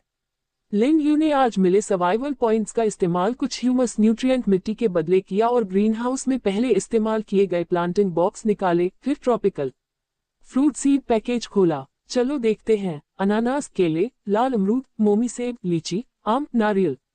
अरे वाह, ये सभी आम ट्रॉपिकल और सब ट्रॉपिकल फल हैं और हर एक में 10 बीज होते हैं। नारियल भी उगाए हैं। लिन यू ने बड़े पैकेज से सारा सामान निकालने के बाद तुरंत पौधों के बॉक्स लगाए, उनमें बहुत सारी ह्यूमस वाली मिट्टी भरी और एक बार फिर ड्रिप इरिगेशन डिवाइस लगाए ताकि 7 अलग अलग तरह के फलों के बीजों की कुल 70 गमलों को पानी मिल सके। उम्मीद है कि ह्यूमस वाली मिट्टी और ड्रिप इरिगेशन के जादुई असर से वे जल्दी उगने लगेंगे। गावू, गुओ, इसी समय बाय और लिटिल मेंग, लिटिल आइस लिजर्ड्स के साथ, जो खाने से भरे और गोल मटोल थे, बड़े ग्रीनहाउस में आए और लिन यू के अगले ऑर्डर का इंतजार करने लगे। लिन यू ने अपने हाथ में रखे लैम्ब चॉप्स खा लिए, पानी का एक बड़ा घूंट लिया और करीने से सजी छोटी आइस लिजर्ड्स को देखा, सिर ऊपर उठाए, छोटे जनरलों की तरह। इन कुछ दिनों में बाय और लिटिल मेन की ट्रेनिंग में उन्होंने लगातार प्रोग्रेस दिखाई है। हालांकि अगर किसी बात से असंतुष्ट होना है, लिन यू ने ब्लैक डॉट और ग्रीन क्लॉ को देखा। ये दोनों छोटे बच्चे लंबे समय से उसके साथ हैं, लगातार लड़ते रहते हैं, खूब खाते पीते हैं, लेकिन इतने समय के बाद भी लिटिल सिक्स और रेड थ्रेड में कुछ समय से बदलाव आ रहे हैं, लेकिन उनमें कोई लक्षण नहीं दिख रहे हैं। बाद में जब वह बाई के साथ बाहर जाएगा तो उसे इन दोनों आलसी लोगों को ठीक से ट्रेनिंग देनी होगी। लिटिल मेंग, आज अंडरग्राउंड खंडहरों पर हमला करने की जिम्मेदारी तुम्हारी है। 50 छोटी आइस लिजर्ड्स को लेकर गेट ऑफ रेलिक्स को खोजने जाओ। रेड थ्रेड, तुम 100 छोटी आइस लिजर्ड्स को लेकर एक और खास अंडरग्राउंड खंडहर गेट का पता लगाओ। अभी निकलो। गुओ, लिटिल मेंग ने ऑर्डर मान लिया और रेड थ्रेड काफी एक्साइटेड लग रहा था, उछलते हुए सिर हिला रहा था। उनमें से हर एक ने धीमी आवाज में गुर्राहट की और 150 छोटी बर्फ की छिपकलियां उनके साथ चली, अलग होकर उनके पास खड़ी हो गईं और जल्द ही ग्रीन हाउस से बाहर निकल गईं। नई आपदा के आने के बाद से अंडरग्राउंड रूइन स्टोन गेट और खास अंडरग्राउंड रूइन स्टोन गेट को भी रिफ्रेश किया गया है, लेकिन तेल खदान वाले इलाके में दिक्कतों की वजह से उन्हें एक्सप्लोर करने का समय नहीं मिला। लिजर्डमैन ने कल फेयू के रिफ्यूजी विलेज पर हमला किया, जिससे ये साबित होता है कि हरे रंग के स्केल वाले मॉन्स्टर अपनी छिपने की जगहों से बाहर आ गए हैं, जहां वे ओरों से बच रहे थे, और शायद एक दिन में अंडरग्राउंड खंडहरों में वापस आ गए होंगे। अगर ऐसा है तो अंडरग्राउंड खंडहरों पर हमला करने के लिए लिटिल मेंग और रेड थ्रेड को तैनात करना जरूरी है। लिन यू ने बाकी लिटिल आइस लिजर्ड्स को देखा और कमांड देना जारी रखा। लिटिल सिक्स, ब्लैक डॉट और ग्रीन क्लॉ को छोड़कर बाकी लिटिल आइस लिजर्ड्स को शेल्टर के चारों ओर पेट्रोलिंग करने के लिए लीड करो, ये पक्का करते हुए कि कोई म्यूटेंट जीव, लिजर्डमैन, भिखारी या सर्वाइवर पास न आए। समझे? पुच्ची पुच्ची, छोटी बर्फीली छिपकलियों ने एक साथ जवाब दिया। दूसरी ओर लिटिल सिक्स काफी शांत था, केवल मजबूती से सिर हिला रहा था। इसकी उड़ने की क्षमता बाई के बाद दूसरे नंबर पर है। अगर यह आगे भी बेहतर होता रहा तो यह जरूर एक बेहतरीन स्काउट और गुरिल्ला फाइटर बन जाएगा, जो कई लड़ाई के हालात में सबसे फ्लेक्सिबल टैक्टिकल यूनिट के तौर पर काम करेगा। अब इसे 300 से ज्यादा छोटी आइस लिजर्ड सौंपी गई हैं और इसके काम काफी भारी हैं। ये तो समय ही बताएगा कि यह उन्हें पूरा कर पाएगा या नहीं। शहर की दीवारें अधूरी होने की वजह से शेल्टर को बचाना काफी मुश्किल है। अगर बिना तैयारी के लिजर्डमैन का बड़ा हमला होता है तो ये परेशानी वाली बात है। उनकी लड़ने की ताकत पक्की है, बाकी सब लिटिल सिक्स के कमांड पर निर्भर है। लिटिल सिक्स ने अचानक जोर से चीख मारी और सभी लिटिल आइस लिजर्ड्स भी उसके पीछे पीछे शेल्टर से बाहर भाग गईं। लिन यू ने छोटी बर्फीली छिपकलियों के झुंड को बाहर निकलते देखा। आखिर में उसकी नजर ब्लैक डॉट और ग्रीन क्लॉ पर गई। बाय, बाद में 2 और पैसेंजर आ जाएंगे, कोई बात नहीं है ना? गावू, उस भयानक छाया के नीचे अंडरग्राउंड खंडहर के अंदर एक बड़े कमरे में लगातार लोग जमा हो रहे थे। मशालों की टिमटिमाती रोशनी और छाया में 34 भिखारियों की आंखें चमक उठी। जब उन्होंने हथियार पकड़े और घबराहट में सबसे आगे खड़े दो लोगों को देख रहे थे। वे इन भिखारियों के लीडर थे और वे ही गाइड थे जो उन्हें उस बड़े बॉस के पास शरण लेने के लिए ले जाते थे। इसके बाद हमें अंडरग्राउंड खंडहर के इस सोनेस से उस सुरंग से निकलना है जो इकट्ठा होने की जगह के बहुत करीब है। साथियों, हम जीत हासिल करेंगे। सभी के चैट सिस्टम में यानागिसावा शुजी का भेजा हुआ ये मैसेज भी था। ओह ओह ओह, वहां मौजूद सभी लोग खुशी से चिल्लाए और फिर अपनी अपनी भाषा में चिल्लाए। चिल्लाने की आवाज अंडरग्राउंड खंडहर के रास्तों में बार बार गूंज रही थी। यानागिसावा शुजी और सुजुकी कंजी भी इस समय काफी उत्साहित थे। वे आखिरकार अपनी पिछली जिंदगी खत्म कर सकते हैं जिसमें वे ठीक से खा नहीं पाते थे, गर्म कपड़े नहीं पहन पाते थे, छिपने की कोई जगह नहीं होती थी और डर में जीते थे। आखिरी मुसीबत आने से पहले अंडरग्राउंड खंडहरों के अंदर जिंदा रहना नामुमकिन था, इसलिए उन्हें वहां से जाना पड़ा। वे पहाड़ों में एक लंबे सफर पर उन लिजर्डमैन के पीछे पीछे चले। ज्यादा गर्मी, पानी की कमी और दूसरी बड़ी मुश्किलों की वजह से उनमें से कुछ और लिजर्डमैन पीछे रह गए या बस जमीन पर गिर गए और साथ नहीं दे पाए।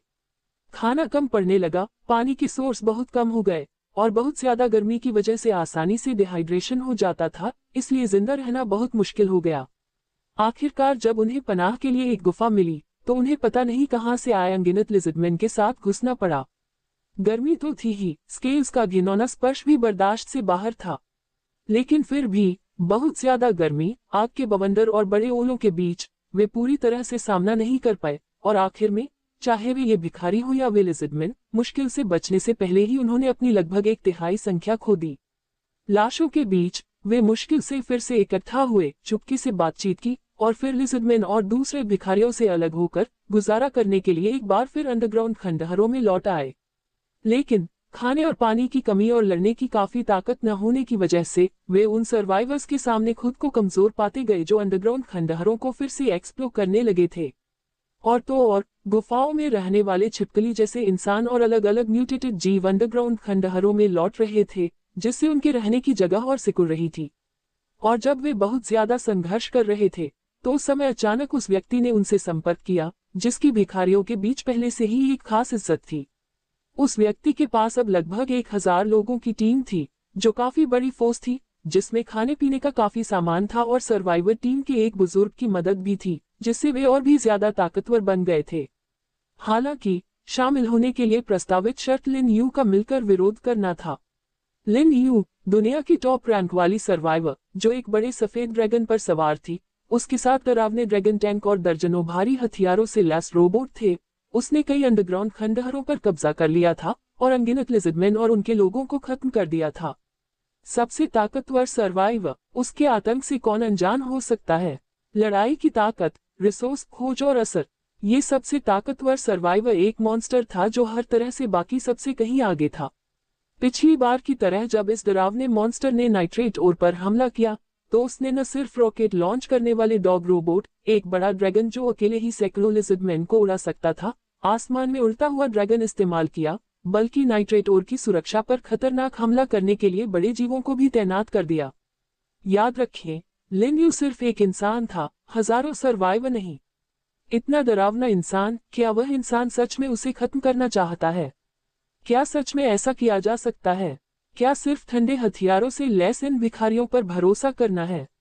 भिखारियों को भिखारी शब्द से नफरत थी, जिंदा रहने के लिए भीख मांगने वाले नहीं, वे खुद को आखिर तक जिंदा रहने वाले के तौर पर देखते थे। लिजर्डमैन की सुरक्षा में रहते हुए वे अपने ग्रुप को बेगस शब्द के बजाय सर्वाइवर्स कहना पसंद करते थे, जिसे सबसे पहले लिन यू ने बनाया था और आखिर में सभी सर्वाइवर्स ने अपना लिया। हमारे पास कोई और चारा नहीं है, हालात की चिंता मत करो, हमें जिंदा रहने के लिए बात माननी ही होगी। यानागिसावा शुजी ने चैट ग्रुप में एक बार फिर कहा, हमें जीना ही है, इसलिए हमें कोई फैसला लेना ही होगा। यह एक जरूरत है जिसे हमें सर्वाइवर्स के तौर पर मानना होगा, भले ही ज्वाइन करने की शर्त लिन यू को खत्म करना हो। सुजुकी कंजी ने अपनी मुट्ठी उठाई और जोर से चिल्लाया। सबने भी ऐसा ही किया और एक बार फिर जोर से चिल्लाने लगे।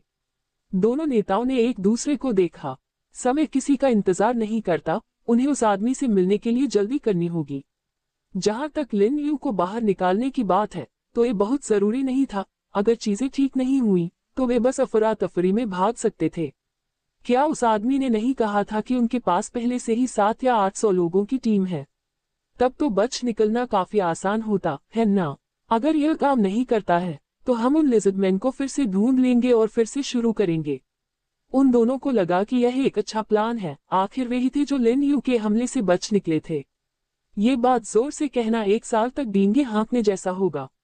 ठीक है, सब लोग हमारे पीछे उस टनल तक आओ। एक बार जब हम बाहर निकल जाएं। बूम! सुजुकी कंजी ने अभी बोलना खत्म भी नहीं किया था कि अचानक किसी अनजान दिशा से एक तेज आवाज आई, जिससे सबकी सांसें रुक गईं। क्या यानागिसावा शुजी को लगा कि उसका दिल लगभग रुक गया है। यह आवाज अंडरग्राउंड खंडहरों की आम गड़गड़ाहट जैसी नहीं थी, ये कुछ इस तरह थी। बुआओ! इसी समय फिर से एक दहाड़ सुनाई दी, जिससे सबके सिर में झुंझुनी होने लगी। यह एक म्यूटेंट जीव की दहाड़ थी और आवाज से लग रहा था कि यह किसी बहुत बड़े जीव की थी। ये आवाज क्या कर रही है? सुजुकी, हमें यहाँ से तुरंत निकलना होगा। ये पक्का अंडरग्राउंड खंडहर की चीज नहीं है। लिजर्डमैन का पसीना खून बेकार हो सकता है। सब लोग जल्दी भागो। ये ग्रुप पहले से ही एक बिखरी हुई भीड़ थी और न तो यानागिसावा और न ही सुजुकी के पास असली लीडरशिप थी, इसलिए अफरा तफरी मच गई। सबने टॉर्च पकड़ ली और छिपी हुई सुरंग की ओर दौड़े। धक्का मुक्की की, जिससे कुछ लोग तुरंत गिर गए और एक टॉर्च से किसी की पैंट की टांग में आग लग गई। चीखने, चिल्लाने, दौड़ने और चिल्लाने के बीच एक हल्की सरसराहट की आवाज तेजी से आई, जो तेजी से भिखारियों के पास आ रही थी। जैसे ही पहला आदमी चीखकर गिरा, दूसरा और तीसरा भी जल्द ही जमीन पर आ गए। फायरमैन बने भिखारी की आग की रोशनी में ग्रुप ये देखकर डर गया कि उनके ऊपर नुकीले दांतों वाली सफेद छिपकलियां रेंग रही हैं। लेकिन यह इस दुनिया में आखिरी चीज थी जो उन्होंने देखी। जैसे ही तेज दर्द और खून बहने लगा, उनकी चेतना तेजी से चली गई। लड़ाई कुछ ही समय में खत्म हो गई। जियाओ मेंग बड़े कमरे में गई। उसने हर जगह पड़ी लाशों को देखा और छोटी बर्फ की छिपकलियों को जो उसके आने का इंतजार कर रही थी, और खुश होकर गुर्राई। मास्टर ने जो काम दिया था वह ये था कि इस अंडरग्राउंड खंडहर में मिलने वाले किसी भी भिखारी पर कोई रहम न किया जाए और उन्हें सीधे मार दिया जाए। अपने बड़े पंजों से उसने लाशों को अपने कंधों पर उठा लिया, फिर 10-10 के ग्रुप में छोटी बर्फीली छिपकलियों को बाकी लाशों को एंट्रेंस तक ले जाने में मदद करने का ऑर्डर दिया। भिखारियों की गंध सर्वाइवर्स से बिल्कुल अलग थी। उनके शरीर से ज्यादातर लिजर्डमैन की गंध आ रही थी, जिससे जियाओ मेंग उन्हें जल्दी पहचान सका। जल्द ही 36 लाशों को 2 चक्करों में अंडरग्राउंड खंडहर के पत्थर के गेट की तरफ ले जाया गया। जियाओ मेंग ने बिना थके उन्हें गेट के दूसरी तरफ ले जाया, बड़े अंडरग्राउंड गोदाम में। गुआओ! सभी बॉडीज को हटाने के बाद जियाओ मेंग ने लिटिल आइस लिजर्ड से उन पर आइस स्प्रे करवाया ताकि यह पक्का हो सके कि बॉडीज जल्दी खराब न हो, जैसा कि उसके मालिक लिन यू ने सिखाया था। अंडरग्राउंड खंडहर के स्टोन गेट के पास कुछ पत्थर और लोहे के ब्लॉक जमा करने के बाद उसने छोटी बर्फीली छिपकलियों को कुछ समय के लिए इस जगह की रखवाली करने का आदेश दिया, फिर शेल्टर से बाहर निकल गया। नीले आसमान को देखते हुए जियाओ मेंग ने हवा को सूंघा, लेकिन उसे मालिक की खुशबू नहीं मिली। क्या मालिक कुछ समय से चले गए हैं? जब वे अंडरग्राउंड खंडहरों को एक्सप्लोर कर रहे थे तो कुछ समय लगा और आखिरकार उन्हें वे भिखारी मिल गए। काफी समय हो गया है, लेकिन मास्टर और उनका ग्रुप वापस नहीं आया है। क्या कुछ हुआ होगा? एक फुर्तीला उड़ने वाला ड्रैगन आसमान में चक्कर लगाकर नीचे उतरा। जियाओ ल्यूजी का परेशान चेहरा देखकर जियाओ मेंग हैरान रह गया और उसने जल्दी से 50 छोटी बर्फ की छिपकलियों को शेल्टर की डिफेंस टीम में शामिल होने का हुक्म दिया। दुश्मन हमला कर रहा है। ... ड्रैगन एक बहुत बड़े माइनपिट के बाहरी इलाके में उतरा, जहां एक बहुत जला हुआ जंगल था। लिन यू जमीन पर कूद गया और अपनी खट्टी बाहें फैला दी।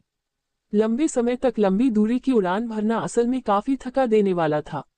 खासकर ड्रैगन की पीठ पर लेटना, पंखों के किनारों को कसकर पकड़ना, तेज हवा का दबाव सहना और तेज हवा की गर्जना सहना, ये वाकई बहुत असहज था। सच में एक हेलमेट या कुछ और बनाना चाहिए। सेलेस्टियल ड्रैगन बैटल हेलमेट ऐसा नहीं करता। यह मजबूत है लेकिन हवादार भी है। लिन यू को अब पायलट का हेलमेट बहुत चाहिए था। वह फ्लाइट के दौरान यह मफ पहनने से बचता था ताकि वे उड़ न जाएं, इसलिए उसने उन्हें भी नहीं पहना। गावू बाई ने लिन यू की तरफ सिर हिलाया, ये दिखाते हुए कि उसे ऐसी कोई चिंता नहीं है। हवा का प्रेशर बहुत आरामदायक। वाह, मजे से जी रही हो। लिन यू ने धीरे से बाई को मुक्का मारा, फिर अब कुछ अनजान नाइट्रेट और की ओर देखा। टेलीस्कोप के बिना भी लिन यू उन लिज़र्डमैन को देख सकता था जो शहर की दीवारों के ऊपर गश्त करते हुए फिर से दिखाई दिए थे। उस समय भारी ओलावृष्टि से बिजली चले जाने के कारण उन्होंने medium electric guard machine gun platform भी हटा दिया था, जिससे नाइट्रेट और फिर से बिना सुरक्षा के हो गया था। और जब तक वह हादसे के तुरंत बाद नहीं आया, तब तक लिज़र्डमैन ने उस जगह पर फिर से कब्जा कर लिया था और नाइट्रेट की माइनिंग फिर से शुरू कर दी थी। गावू बाई ने जम्हाई लेते हुए लिन यू को इशारा किया कि यहाँ ज्यादा लिज़र्डमैन नहीं है, इसलिए अगर वे लड़ते हैं तो ज्यादा समय नहीं लगेगा। ओह, सच में लगता है मैं थोड़ा वार्म अप कर सकता हूँ। ऐसा लग रहा है जैसे मैंने इन हरे रंग के स्केल वाले मॉन्स्टर्स से आखिरी बार बहुत समय पहले लड़ाई की थी। हालांकि कॉपर ट्रेजर चेस्ट में आमतौर पर कुछ खास अच्छा नहीं होता था, लेकिन बाई को उन्हें खोलने की कुछ लत लग गई थी। तो वे लिज़र्डमैन की एक लहर को खत्म कर सकते हैं और कुछ और इकट्ठा कर सकते हैं, ताकि बाई को चेस्ट खोलने में मजा आए। लिन यू ने अभी अभी मिली स्नाइपर राइफल निकाली, MP5 अपनी पीठ पर टांगी और इस बार सीधा हमला करने का फैसला किया। चाहे अंदर कितने भी लिज़र्डमैन हो या कितनी भी कड़ी सुरक्षा हो, बस सीधे हमला करना ही काफी होगा। काफी फायर पावर होने की वजह से इन लिज़र्डमैन से निपटने के लिए किसी स्ट्रैटेजी की जरूरत नहीं थी, उन्हें एक एक करके अच्छे से खत्म किया गया। तो फिर बाय सीधे शहर की दीवार की तरफ बढ़ो और वहां मारना शुरू करो। ऊंची जमीन का फायदा। गावू बाय ने अपने पंख फैलाए और शहर की दीवार पर मौजूद छिपकली के आदमियों ने भी उन्हें देख लिया और एक स्क्वाड दरार से बाहर निकल आया। हालांकि लिन यू उन्हें तुरंत खत्म नहीं करना चाहती थी। बाय हवा में चक्कर लगाता रहा, दीवार के ऊपर लिज़र्डमैन के फेंके गए कई भालों से बचता रहा और लिन यू को दीवार पर गिरा दिया। फिर वह सीधे गड्ढे की ओर बढ़ा और वहां जमा लिज़र्डमैन की सेना पर एक जोरदार आइस स्प्रे छोड़ दिया। इस बीच लिन यू ने स्नाइपर राइफल से दीवार पर उस पर हमला कर रहे 12 लिज़र्डमैन को तुरंत मार गिराया और फिर स्नाइपर राइफल सेट करके शहर की दीवार के चारों ओर लिज़र्डमैन पर स्नाइपिंग का एक राउंड शुरू कर दिया। पूरी तरह से बेहतर होने के सामने लड़ाई आमतौर पर ज्यादा देर तक नहीं चलती। ये समय कोई अलग नहीं था। दीवार पर छिपे छिपकली वाले लोगों को और साथ ही अंदर के किलों में छिपे लोगों को लिन यू ने एक एक करके मार गिराया, जबकि खदान में मौजूद लोग भिखारियों के साथ चींटियों और कीड़ों की तरह थे, जिनके साथ बाई ने खिलवाड़ किया और उन्हें एक छोटी सी जगह में भगा दिया। बाई बहुत चालाक था, उसे पता था कि पहले भिखारियों से निपटना चाहिए। उसकी स्पीड हैरान करने वाली थी। वह अपने तेज पंजों से एक एक करके रोते चिल्लाते जानवरों का सिर काट रहा था। बाकी लिज़र्डमैन को उसने अपने मालिक के लिए छोड़ दिया। ट्रेजर चेस्ट खोलना बहुत मजेदार था। अगर यह खुद इन लिज़र्डमैन को मार देता तो चेस्ट गिरते नहीं, और चेस्ट के बिना उन्हें खोलने में कोई मजा नहीं आता। बाय, तुम छोटे लड़के ने सच में मेरे लिए सब कुछ छोड़ दिया है ना? ये देखकर कि कोई भी भिखारी खड़ा नहीं बचा है, लिन यू ने शॉटगन उठाई, कान पर प्रोटेक्टर लगाया और लिज़र्डमैन पर हमला कर दिया। उसे उन पर कोई दया या कोई और भावना नहीं आई। अगर उसने इन जीवों को छोड़ दिया तो वे किसी दिन अपनी तरह के और लोगों के साथ उसे मारने के लिए वापस आ सकते हैं। इंसानों और लिज़र्डमैन के बीच एक साथ रहने की कोई जरूरत नहीं थी। एक साथ रहना नामुमकिन है। इंसान आपस में लड़ रहे थे तो इन बुद्धिमान राक्षसों के साथ शांति कैसे हो सकती थी जो लोगों को खाना एक सामान्य बात मानते हैं। बूम! आखिरी गोली के साथ लिन यू ने कॉपर ट्रेजर चेस्ट से भरी जमीन को देखा और बाई के उत्सुक चेहरे को देखा, जो संतुष्ट होकर मुस्कुरा रहा था। बाई, चिंता मत करो, मैं तुम्हें बाद में जितने चाहो उतने खोलने दूंगा। हरे भरे रेगिस्तान में उन्हें पता भी नहीं चला कि कई खुशकिस्मत लिज़र्डमैन बच निकले और निराशा से नाइट्रेट ओर की बड़ी दीवारों को देखने लगे। एक बहुत बड़ा ड्रैगन नाइट्रेट ओर के ऊपर चक्कर लगा रहा था और आसपास के माहौल पर ध्यान से नजर रख रहा था। हालांकि वे इसे मानने को तैयार नहीं थे, लेकिन उस समय नाइट्रेट ओर का मालिकाना हक एक बार फिर बदल गया था। अगर वे सुरंगों में नहीं घुसे होते तो वे ताकतवर इंसानों और बड़े ड्रैगन से बच नहीं पाते। इस समय एक साथी ने अपने हाथ में लोहे का भाला उठाया और दूर खड़े ड्रैगन पर गुस्से से दहाड़ा, जिससे बाकी लोग डर गए और जल्दी से उसे जमीन पर छिपाने की कोशिश करने लगे। लेकिन अचानक हवा का एक झोंका आया तो उन्हें बहुत डर लगा कि अब किसी भी चीज के लिए बहुत देर हो चुकी है।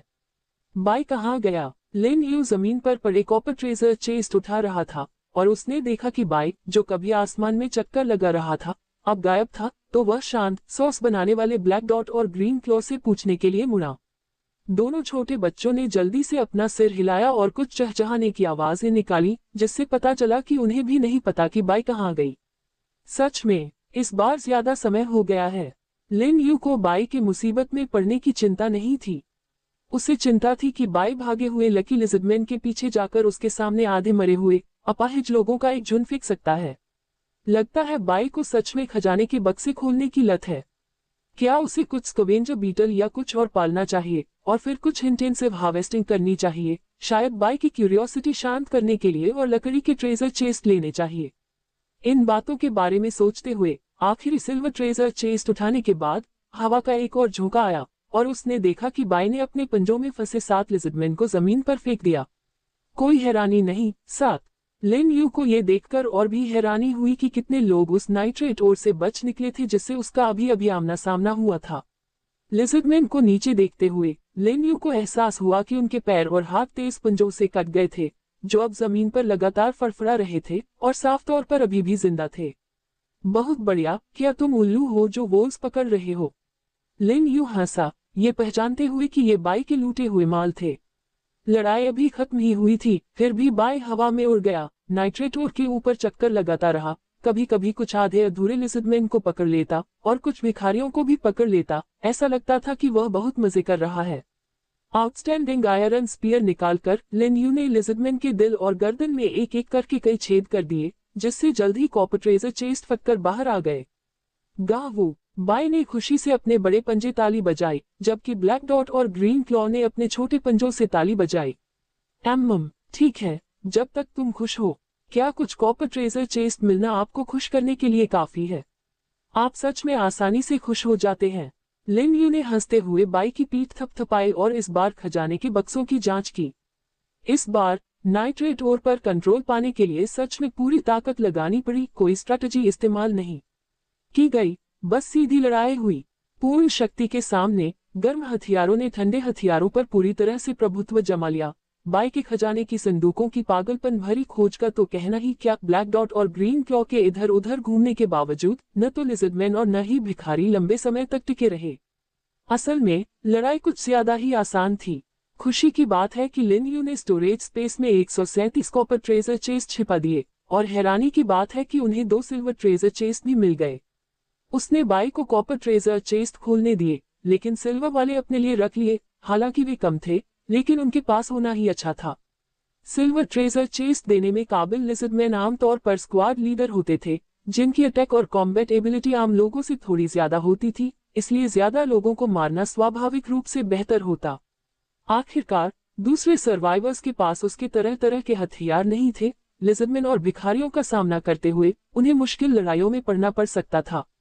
लिन यू सोचने लगा कि अगर सच में लाखों लिज़र्डमैन और भिखारियों को एक साथ इकट्ठा करने का कोई तरीका है, तो वह खुशी खुशी एक इंटरकॉन्टिनेंटल मिसाइल लॉन्चर का इस्तेमाल करके उन पर जिंदगी में एक बार होने वाला हमला करेगा। ऐसे कामों से लिज़र्डमैन और भिखारियों को जरूर एक जोरदार साइकोलॉजिकल और फिजिकल झटका लगेगा, जिससे वे कुछ ही समय बाद सर्वाइवर्स को परेशान नहीं कर पाएंगे। बदकिस्मती से ऐसी कोई इंटेलिजेंस नहीं थी जिससे पता चलता कि ऐसा कोई जमावड़ा होगा। लिज़र्डमैन तब तक इकट्ठा नहीं होते जब तक कि वे उसकी शेल्टर को बहुत ज्यादा संख्या में घेरने का मकसद न रखते, जो नामुमकिन लग रहा था। लिज़र्डमैन बहुत ज्यादा बिखरे हुए थे। अगर उन्हें इकट्ठा करने का कोई तरीका होता तो लिन यू बिना किसी हिचकिचाहट के उसका इस्तेमाल करता। वैसे अगर लिज़र्डमैन सच में शेल्टर पर हमला करना चाहते थे तो अब सही मौका था। दीवारों, रोबोटिक कुत्तों और medium electric guard machine gun platform की कमी ने डिफेंस को बहुत कमजोर बना दिया था। हालांकि ज्यादातर लिटिल आइस लिजर्ड गार्ड के तौर पर तैनात थे और शियाओ लियू की ताकत भरोसेमंद थी, फिर भी अगर 10,000 से ज्यादा की फौज ने हमला किया तो कहना मुश्किल होगा, जब तक कि ज़ियाओ मेंग और दूसरे लोग जल्द ही अंडरग्राउंड खंडहर से वापस नहीं आ जाते। हालांकि लिज़र्डमैन का हमला कुछ खास नहीं था और भिखारियों की संख्या भी कुछ ज्यादा ही थी, लेकिन ये बात तब लागू हुई जब वह बाई और शियाओ मेंग के साथ शेल्टर में था। छोटी आइस लिजर्ड तेजी से चलती थी, लेकिन साफ कमांड की कमी के कारण उनका मुकाबला अच्छे इस्तेमाल के बजाय अपनी समझ पर निर्भर था।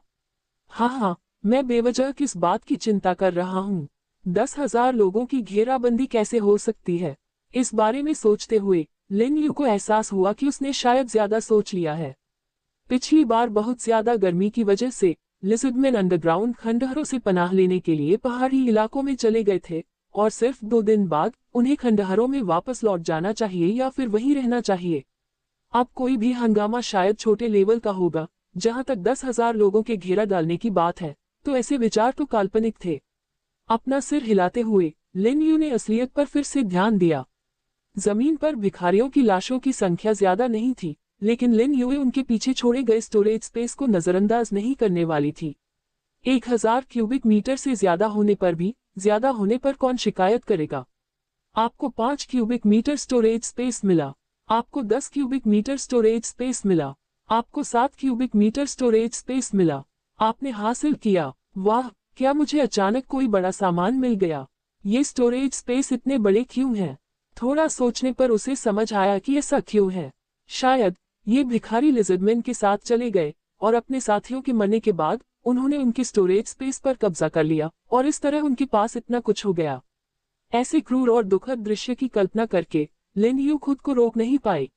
जोर से हंसे। लिजर्डमैन के कुत्तों की तरह सेवा करने के लिए इंसानी इज्जत को छोड़ना आपके लिए सही है ना? अगर भिखारी अब भी लिजर्डमैन के साथ मिलते जुलते हैं तो उनके खत्म होने पर कोई शिकायत नहीं होनी चाहिए।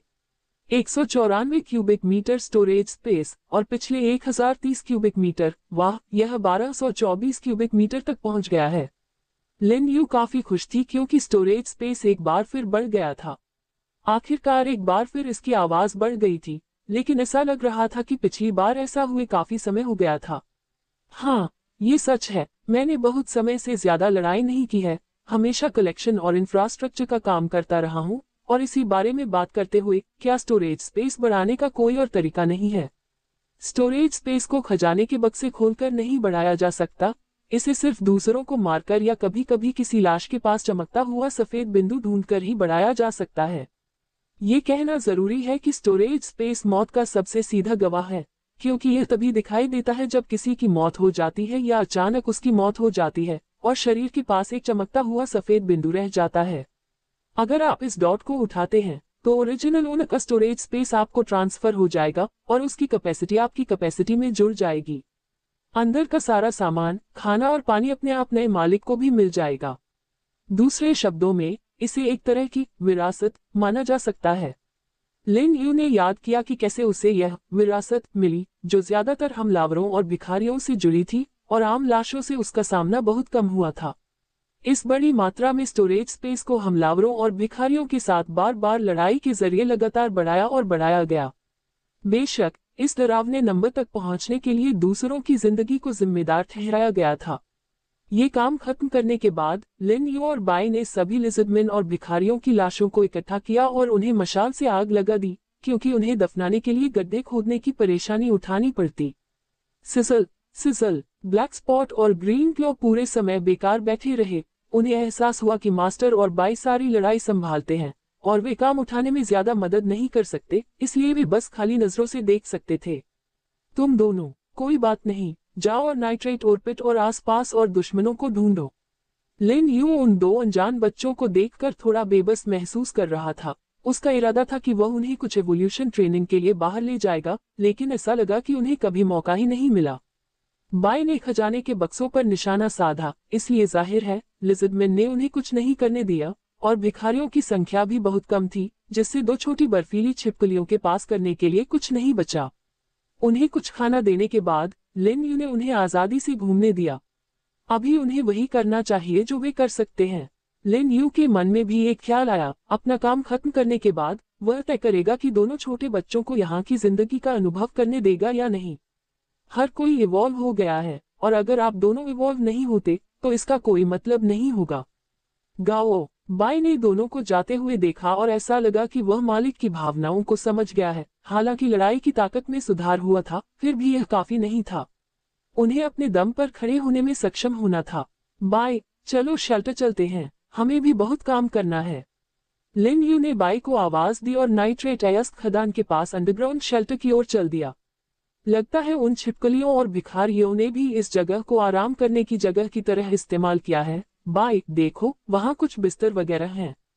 पिछली बार जब वे गए थे तो ये शेल्टर ठीक से सील नहीं था, उन अंडरग्राउंड गोदामों के उलट। इससे ये भिखारियों और छिपकली वालों के लिए आराम करने की सबसे अच्छी जगह बन गई। हाँ, नाइट्रेट खदान में कुछ नए पत्थर के शेल्टर बनाए गए थे, लेकिन बहुत ज्यादा नहीं, क्योंकि पहले जितने भिखारियों को उन्होंने हटाया था उनकी संख्या उतनी ही थी। अगर मैं कुछ दिनों में वापस आऊं तो शायद शिकार करने के लिए और भी दुश्मन होंगे। लिन यू ने इस बारे में सोचा और फिर से काम शुरू किया, पावर जनरेशन सिस्टम सेटअप किया। उन्होंने सबसे पहले कुछ फोटोवोल्टिक पावर एरे लगाए और पावर सप्लाई को जोड़ा। फिर मेन शेल्टर से लाए गए एलॉय का इस्तेमाल करके उन्होंने 16 medium electric guard machine gun platform बनाए और उन्हें नाइट्रेट और माइन के चारों ओर बनी गोल दीवार की चारों दिशाओं में रखा, हर दिशा में 4 और उनके बीच दूरी बनाए रखी। उन्होंने in medium electric guard machine gun platform की इलेक्ट्रिक वायरिंग को फोटोवोल्टिक पावर एरे से जोड़ा और उन्हें सफलतापूर्वक एक्टिवेट कर दिया। बेशक लिन यू ने पक्का किया कि हमले के लिए शील्ड वाले टारगेट सेट किए जाएं, क्योंकि अगर इन बेवकूफ मशीनों से उसे गोली लग जाती तो मजा आता। इसके बाद लिन यू ने 50 रोबोटिक कुत्ते निकाले और उन्हें कॉन्फ़िगर किया। 15 लोगों को गार्ड की ड्यूटी दी गई, जो दीवारों के अंदर और आसपास पेट्रोलिंग करते थे और दुश्मनों पर तेजी से हमला करने के लिए तैयार रहते थे। उनकी संख्या ज्यादा नहीं हो सकती है, लेकिन वे बड़ी नाइट्रेट अयस्क खदान की रखवाली के लिए जरूरी है और medium electric guard machine gun platform के लिए एक जरूरी सपोर्ट है। बाकी 35 में से 20 माइनिंग के लिए तय हैं। बहुत ज्यादा गर्मी की मुसीबत के समय नाइट्रेट कई रिफ्यूजी गांवों के लिए जिंदा रहने का एक जरूरी जरिया बन गए, लेकिन नाइट्रेट का मुख्य इस्तेमाल सिर्फ बर्फ बनाने के लिए नहीं था, उनका मुख्य काम गन पाउडर बनाना था।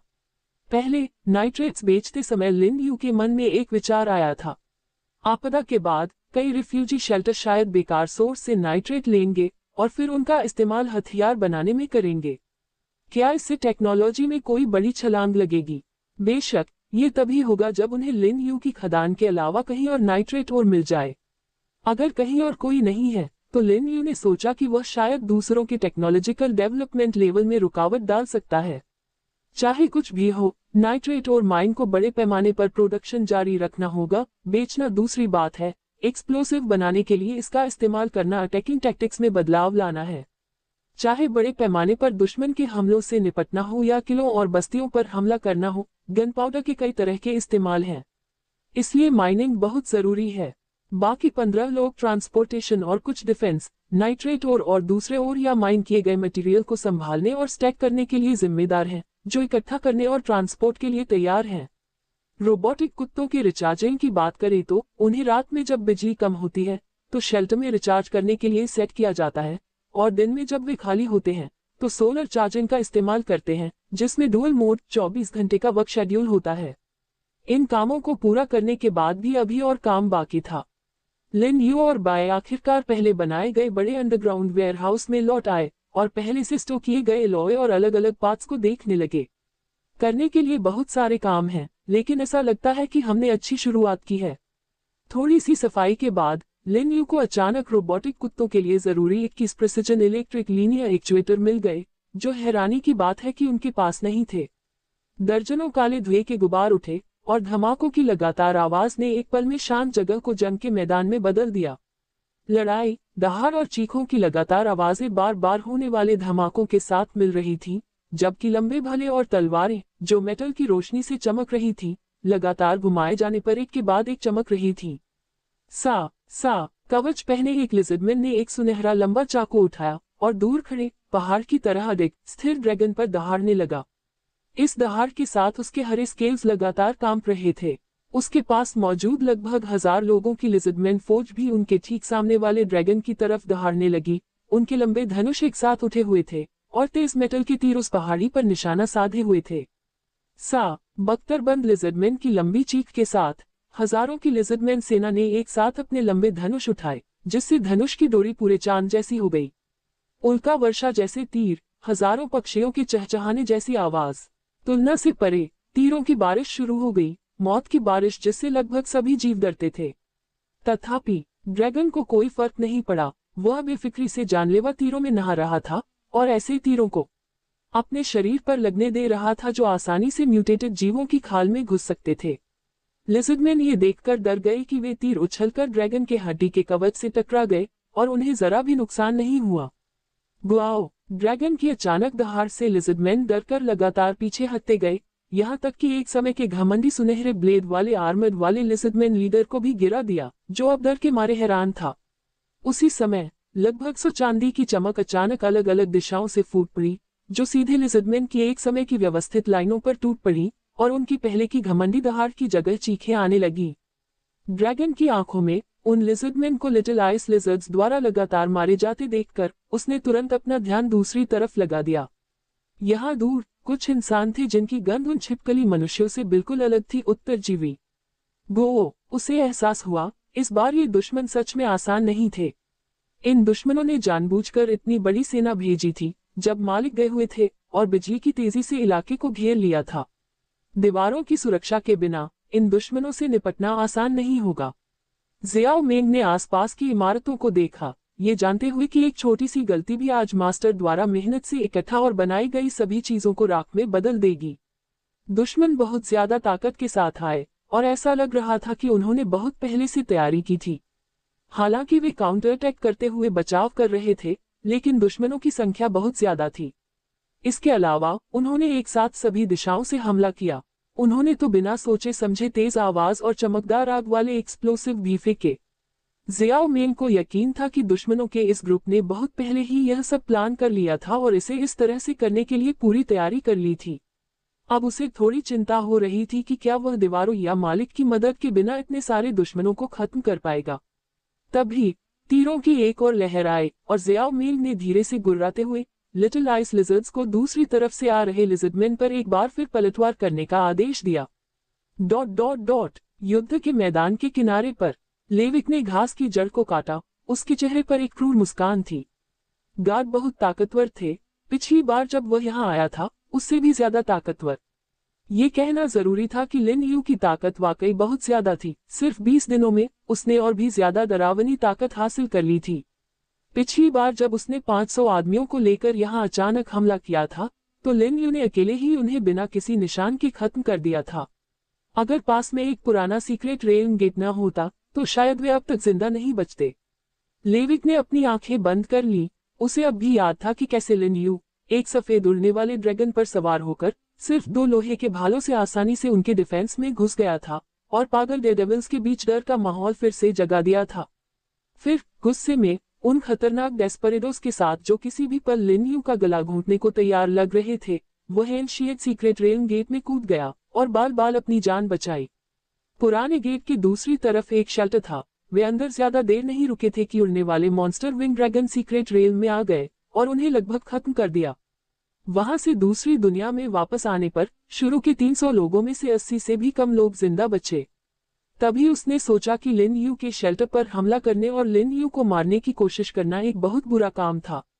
सच में अपनी समझ से परे पहुंचना। और अब लिन यू के ठिकाने की लड़ने की ताकत एक बार फिर बढ़ गई थी, जिससे उस डरावने ड्रैगन का घमंड हो गया था जिस पर तीरों का कोई असर नहीं होता था, जो पिछली बार था ही नहीं। वे एक जैसी दिखने वाली सफेद चीजें भी बहुत ज्यादा थीं। अगर पिछली बार उनका सामना इस तरह की लड़ाकू ताकत से हुआ होता तो शायद 500 आदमियों में से कोई भी भाग नहीं पाता, शायद वे सब यहीं मारे जाते। लेविक ने कई बड़े बड़े लिजर्डमैन की तरफ देखा, फिर अपना ध्यान लकड़ी की कुर्सी पर स्थिर बैठे लिजर्डमैन लीडर पर लगाया। ये सबसे दूर की जगह थी, लिन यू के शेल्टर से 2 किलोमीटर से भी ज्यादा दूर। अगर ड्रैगन हमला भी करता तो उनके पास भागने का समय होता। इस बार लगभग 15,000 लिजर्डमैन भेजे गए, लेकिन उनके पीछे बचे हुए लोगों में से 200 से भी कम बचे। और वह इन 200 लोगों का लीडर था, जिसे सबसे पीछे की पोजीशन पर बदलावों के हिसाब से खुद को ढालने का काम सौंपा गया था।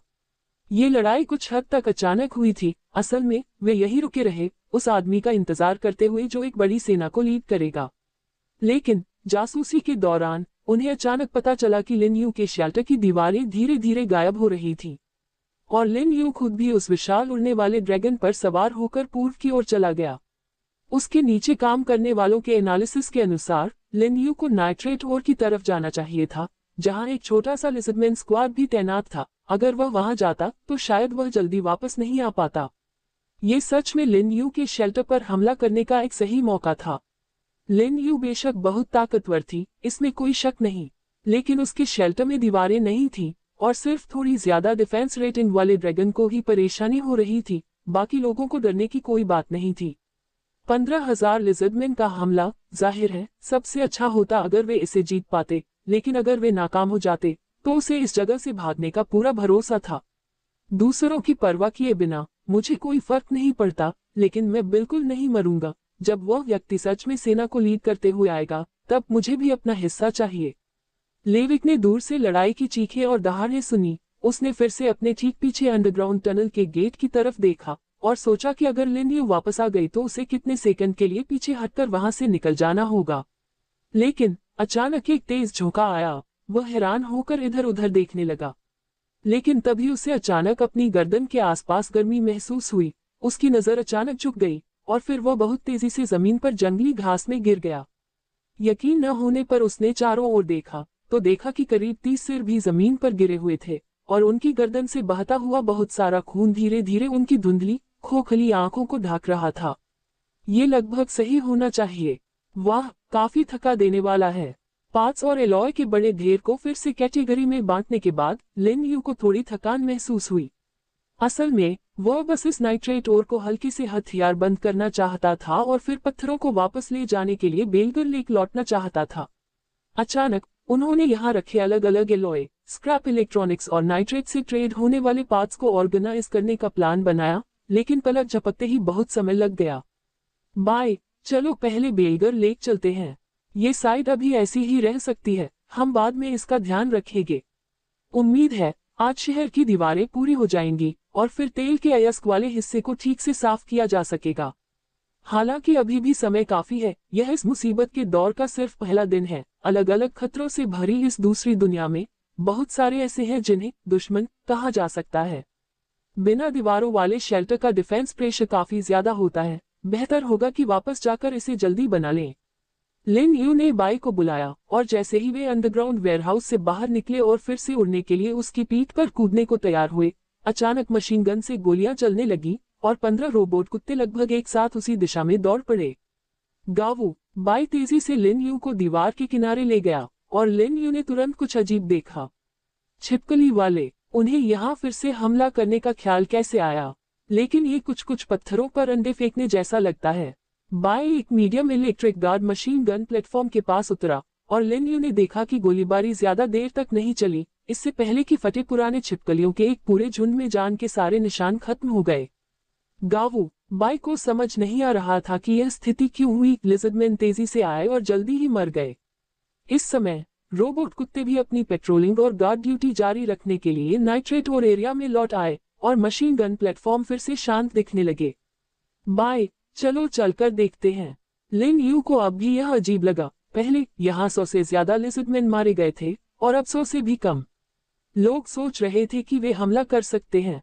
क्या उनमें सीखने की क्षमता नहीं थी?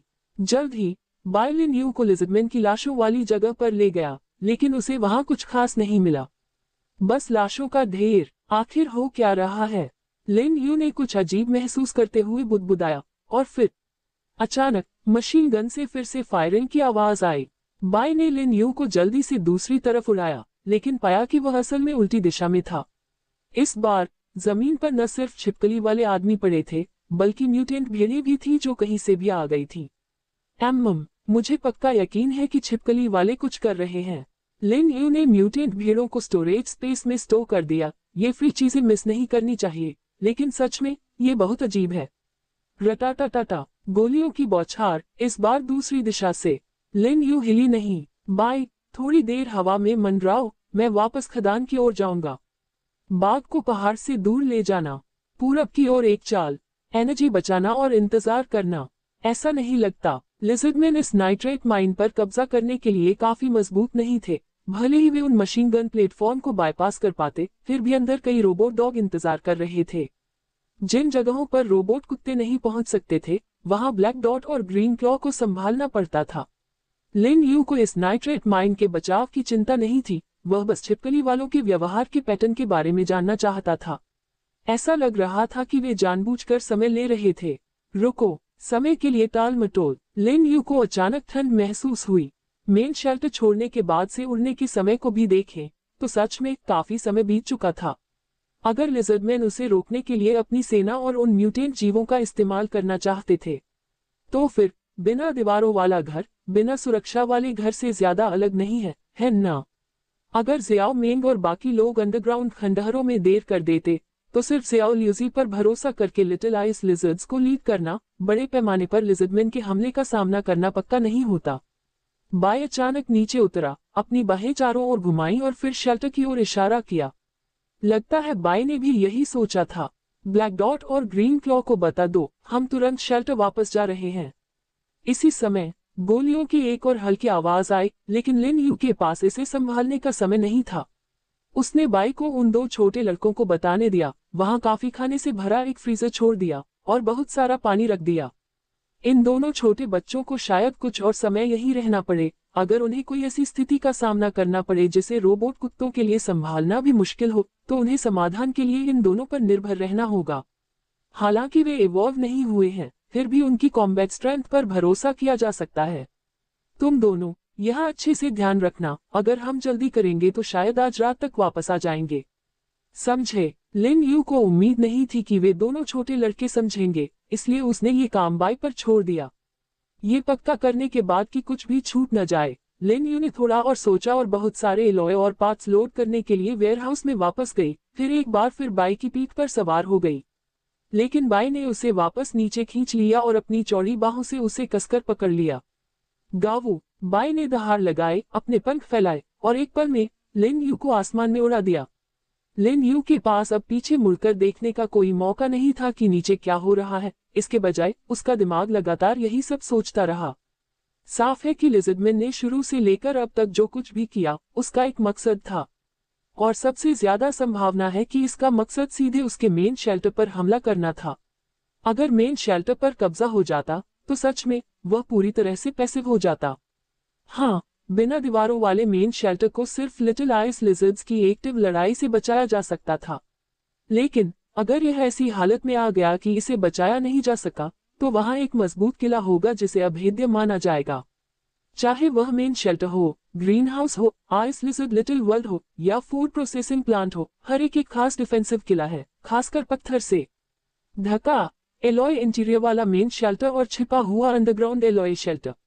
एक बार जब लिज़र्डमैन अंदर आ जाते हैं, तो इसे वापस पाना आसान नहीं होता। अगर इसे वापस भी ले लिया जाए, तो भी छिपकली वाले इसे कभी भी सही सलामत और बिना बदलाव के नहीं छोड़ेंगे। अगर ज़ियाओ लियूजी और दूसरे लोग इस लड़ाई का सामना नहीं कर पाए, तो पूरा शेल्टर राख में बदल सकता है। इस समय हवा लिन यू के कानों के पास से गुजरी। वह महसूस कर सकता था कि बाई पूरी ताकत लगाकर पूरी स्पीड से मेन शेल्टर की ओर उड़ रही है। समय सच में बहुत कम था। इसके अतिरिक्त सबसे बुरी हालत के लिए तैयार रहें। मिनट दर मिनट समय बीतता गया और बाई की उड़ान जारी रही। आखिरकार जब बाई नीचे की ओर बढ़ने लगा, तो लिन यू ने खुद को संभाला। पूरे सफर के दौरान उन्होंने मन ही मन अनगिनत बार रिहर्सल की थी कि दुश्मन की लाइन को कैसे तोड़ना है और हर तरफ से हर मुमकिन दुश्मन को कैसे खत्म करना है। अगर वह अकेला होता, तो भी लड़ाई के मैदान में सीखे अनगिनत हुनर और अलग अलग हथियारों का इस्तेमाल करके वह हजारों छिपकलियों और भिखारियों को निराशा में डाल सकता था। परंतु फिर लिन यू ने अपनी आंखें खोली और बाई ने उसे धीरे से जमीन पर लिटा दिया। हालांकि उसके सामने जो कुछ भी था, वह उसकी कल्पना से बिल्कुल अलग था। इस पल मुख्य शेल्टर के बाहर लिन यू की आंखों के सामने एक ऐसा दृश्य था जिसकी उसने उम्मीद नहीं की थी। वास्तव में क्या हुआ? पूरे शेल्टर के चारों ओर अनगिनत लाशें थीं। उनसे बहते खून ने पूरी जमीन को पहले ही लाल कर दिया था। खून की तीखी गंध लिन यू के नाखूनों में भर गई। जमीन पर अलग अलग दुखद हालत में पड़े शरीर ज्यादातर हरे रंग के स्केल्स वाले राक्षस थे, लिज़र्डमैन। वहां कुछ भिखारी भी थे, हालांकि उनकी संख्या ज्यादा नहीं थी, लेकिन उनके सिर काफी करीने से लाइन में लगे हुए थे। जमीन पर अनगिनत तीर और भाले पड़े थे और धमाकों से बचे कुछ भूरे काले निशान अभी भी साफ दिख रहे थे। यहाँ क्या हुआ? लिन यू ने गहरी सांस ली। सच में मेन शेल्टर पर हमला हुआ। उसका बुरा अंदाजा सच साबित हुआ। लिज़र्डमैन ने सच में उसकी गैरमौजूदगी का फायदा उठाया और जैसे ही शेल्टर की दीवारें गायब हुईं, उन्होंने तुरंत अपनी सेना को लेकर हमला कर दिया। और नाइट्रेट ओर के पास किया गया नकली हमला सच में उसका समय टालने के लिए था। बाई ने इधर उधर देखा, लिन यू के कंधे पर हल्के से थपथपाया और फूड प्रोसेसिंग प्लांट के बाहर की ओर इशारा किया। वहां जमीन पर खून से लथपथ एक बड़ा अजगर पड़ा था। वह बिना हिले डुले पड़ा था, उसकी आंखें बंद थीं और उसके स्केल्स का एक भी हिस्सा खून से लाल नहीं था। शियाओमिंग, लिन यू का दिल तेजी से धड़कने लगा। यह नहीं हो सकता, यह नहीं हो सकता। लेकिन जमीन पर लेटे ड्रैगन ने उसकी आवाज सुनी, अपनी आंखें खोलने की कोशिश की, अपना बड़ा पंजा उठाया और लिन यू की तरफ हाथ हिलाया, ये दिखाते हुए कि वह ठीक है, फिर थककर अपनी आंखें बंद कर ली। सो गया। ये छोटे बच्चे सच में कमाल के हैं। ध्यान से देखने पर जियाओमिंग की स्केल्स पर सिर्फ कुछ खरोंचें मिली, कोई चोट नहीं थी। लिन यू को आखिरकार पहले की टेंशन से आराम मिला और उसने राहत की सांस ली। दूसरी छोटी बर्फ की छिपकलियां जियाओमिंग के पीछे जमीन पर पड़ी थी, हर एक ऐसी लग रही थी जैसे खून में लथपथ हो, लेकिन ध्यान से देखने पर उनके शरीर पर कुछ छोटे छोटे निशानों के अलावा उनके पेट ऐसे ऊपर नीचे हो रहे थे जैसे गहरी नींद में सो रहे हों। लिन यू ने ध्यान से गिनती की और पाया कि लाल लाइन और उसके साथ चलने वाली 150 छोटी बर्फ की छिपकलियां भी मौजूद थीं, एक भी गायब नहीं थी, एक भी मिसिंग नहीं। बहुत अच्छा, इस बार लिन यू को पूरी तरह राहत मिली, उसे लगा जैसे उसकी सारी चिंताएं गायब हो गई हों। इन छोटे बच्चों ने सच में अपना बेस्ट किया। अब बाहर लिजर्डमैन और भिखारियों की लाशों का बड़ा घेरा देखकर उसे पहले वाला टेंशन महसूस नहीं हुआ। स्टोरेज की जगह से खाने का ढेर निकालते ही खुशबू ने पहले से सो रही छोटी बर्फ की छिपकलियों को तुरंत ऊपर चढ़ने और खाने के लिए उत्सुकता से दौड़ने के लिए उकसाया। लिन यू ने जियाओमेन के मुंह के पास भुनी हुई भेड़ की पसलियों का एक बड़ा टुकड़ा रखा और छोटे लड़के ने उससे एक ही घूंट में चबा लिया, जल्दी से ऊपर रेंग कर आया और खुशी से खाने के लिए जमीन पर बैठ गया। यह अच्छा है, अच्छा खाओ, गला मत घोंटो। कोई हैरानी नहीं कि बाई ने उस समय ज्यादा रिएक्ट नहीं किया, उसे पता था कि वे बहुत पहले से ठीक हैं। लिजर्डमैन की लाशों के पास जाकर लिन यू ने पाया कि ज्यादातर लोगों की मौत गर्दन पर चोट लगने से हुई थी, कुछ के सिर कटे हुए थे और कुछ ऐसे लग रहे थे जैसे उन्हें किसी डंप ट्रक ने टक्कर मार दी हो और वे कीड़े के ढेर में बदल गए थे। गर्दन पर घाव से मारे गए लोग लिटिल आइस लिजर्ड्स का काम थे, जो अपनी स्पीड के बावजूद सिर्फ अपने दांतों को हथियार की तरह इस्तेमाल कर सकते थे। जिनके सिर कटे थे, शायद यह जियाओलॉजी और रेड लाइन की वजह से हुआ था। और मीट पाई बनाने वाले बिना किसी शक के जियाओमिंग ही थे। जब वो और बाई मेन शेल्टर से दूर थे तो जियाओमिंग और बाकी लोगों ने एक बहुत मुश्किल लड़ाई लड़ी थी, जिसके बारे में सोचा भी नहीं जा सकता था। यहाँ बचे अनगिनत तीरों, धमाके के निशानों और लगभग 3 से 4 हजार लाशों को देखते हुए उनकी लड़ाई जरूर बहुत जबरदस्त थी। लिजर्डमैन की लाशें देखने में कुछ खास नहीं थी। स्टोरेज स्पेस से जगह खाली करने के लिए सारी चीजें निकालने के बाद लिन यू ने लिजर्डमैन की लाशों को एक एक करके उठाया, दूर चली गई और उन्हें एक छोटे पहाड़ की तरह एक साथ जमा कर दिया। इस काम में उन्हें लगभग 1 घंटा लगा। आखिर में वह थोड़ा और आगे चलकर शेल्टर से करीब 2 किलोमीटर दूर 70 से 80 भिखारियों की लाशों के पास पहुंच गया। उनकी मौत का तरीका काफी हद तक एक जैसा था, एक साथ सारे सिर काट दिए गए। जो ऐसा कर सकता है वह जरूर शियाओलोजी होगा। लिन यू ने एक आसान सा फैसला लिया। यहाँ आसपास ज्यादा लिजर्डमैन की लाशें नहीं थी, सभी भिखारियों की लाशें यही जमा थीं, बिना किसी विरोध के निशान के। शायद इसलिए कि उन पर अचानक हवा से हमला हुआ था, जियाओलोजी ने अचानक हमला करने के लिए अपने तेज पंजों का इस्तेमाल किया। उसने और दूर देखा, 2 बड़ी लिजर्डमैन लाशों ने उसका ध्यान खींचा। ये साइज जीन म्यूटेशन है ना? लिन यू ने कम से कम 3 मीटर लंबी 2 लाशों को देखा और हैरानी से कहा। उन्होंने पहले जो लिजर्डमैन देखे थे वे आमतौर पर 1 मीटर 6 या 7 इंच लंबे होते थे, चाहे वे आम सैनिक हो या बख्तरबंद कैप्टन। यहाँ तक कि लिजर्डमैन प्रीस्ट जैसे काले कपड़े पहने लोग भी लगभग एक ही ऊंचाई के होते थे। 1 मीटर 6 या 7 की ऊंचाई कभी नहीं बदली थी, लेकिन ये 2 बड़ी लिजर्डमैन लाशें सच में पहली झलक थीं।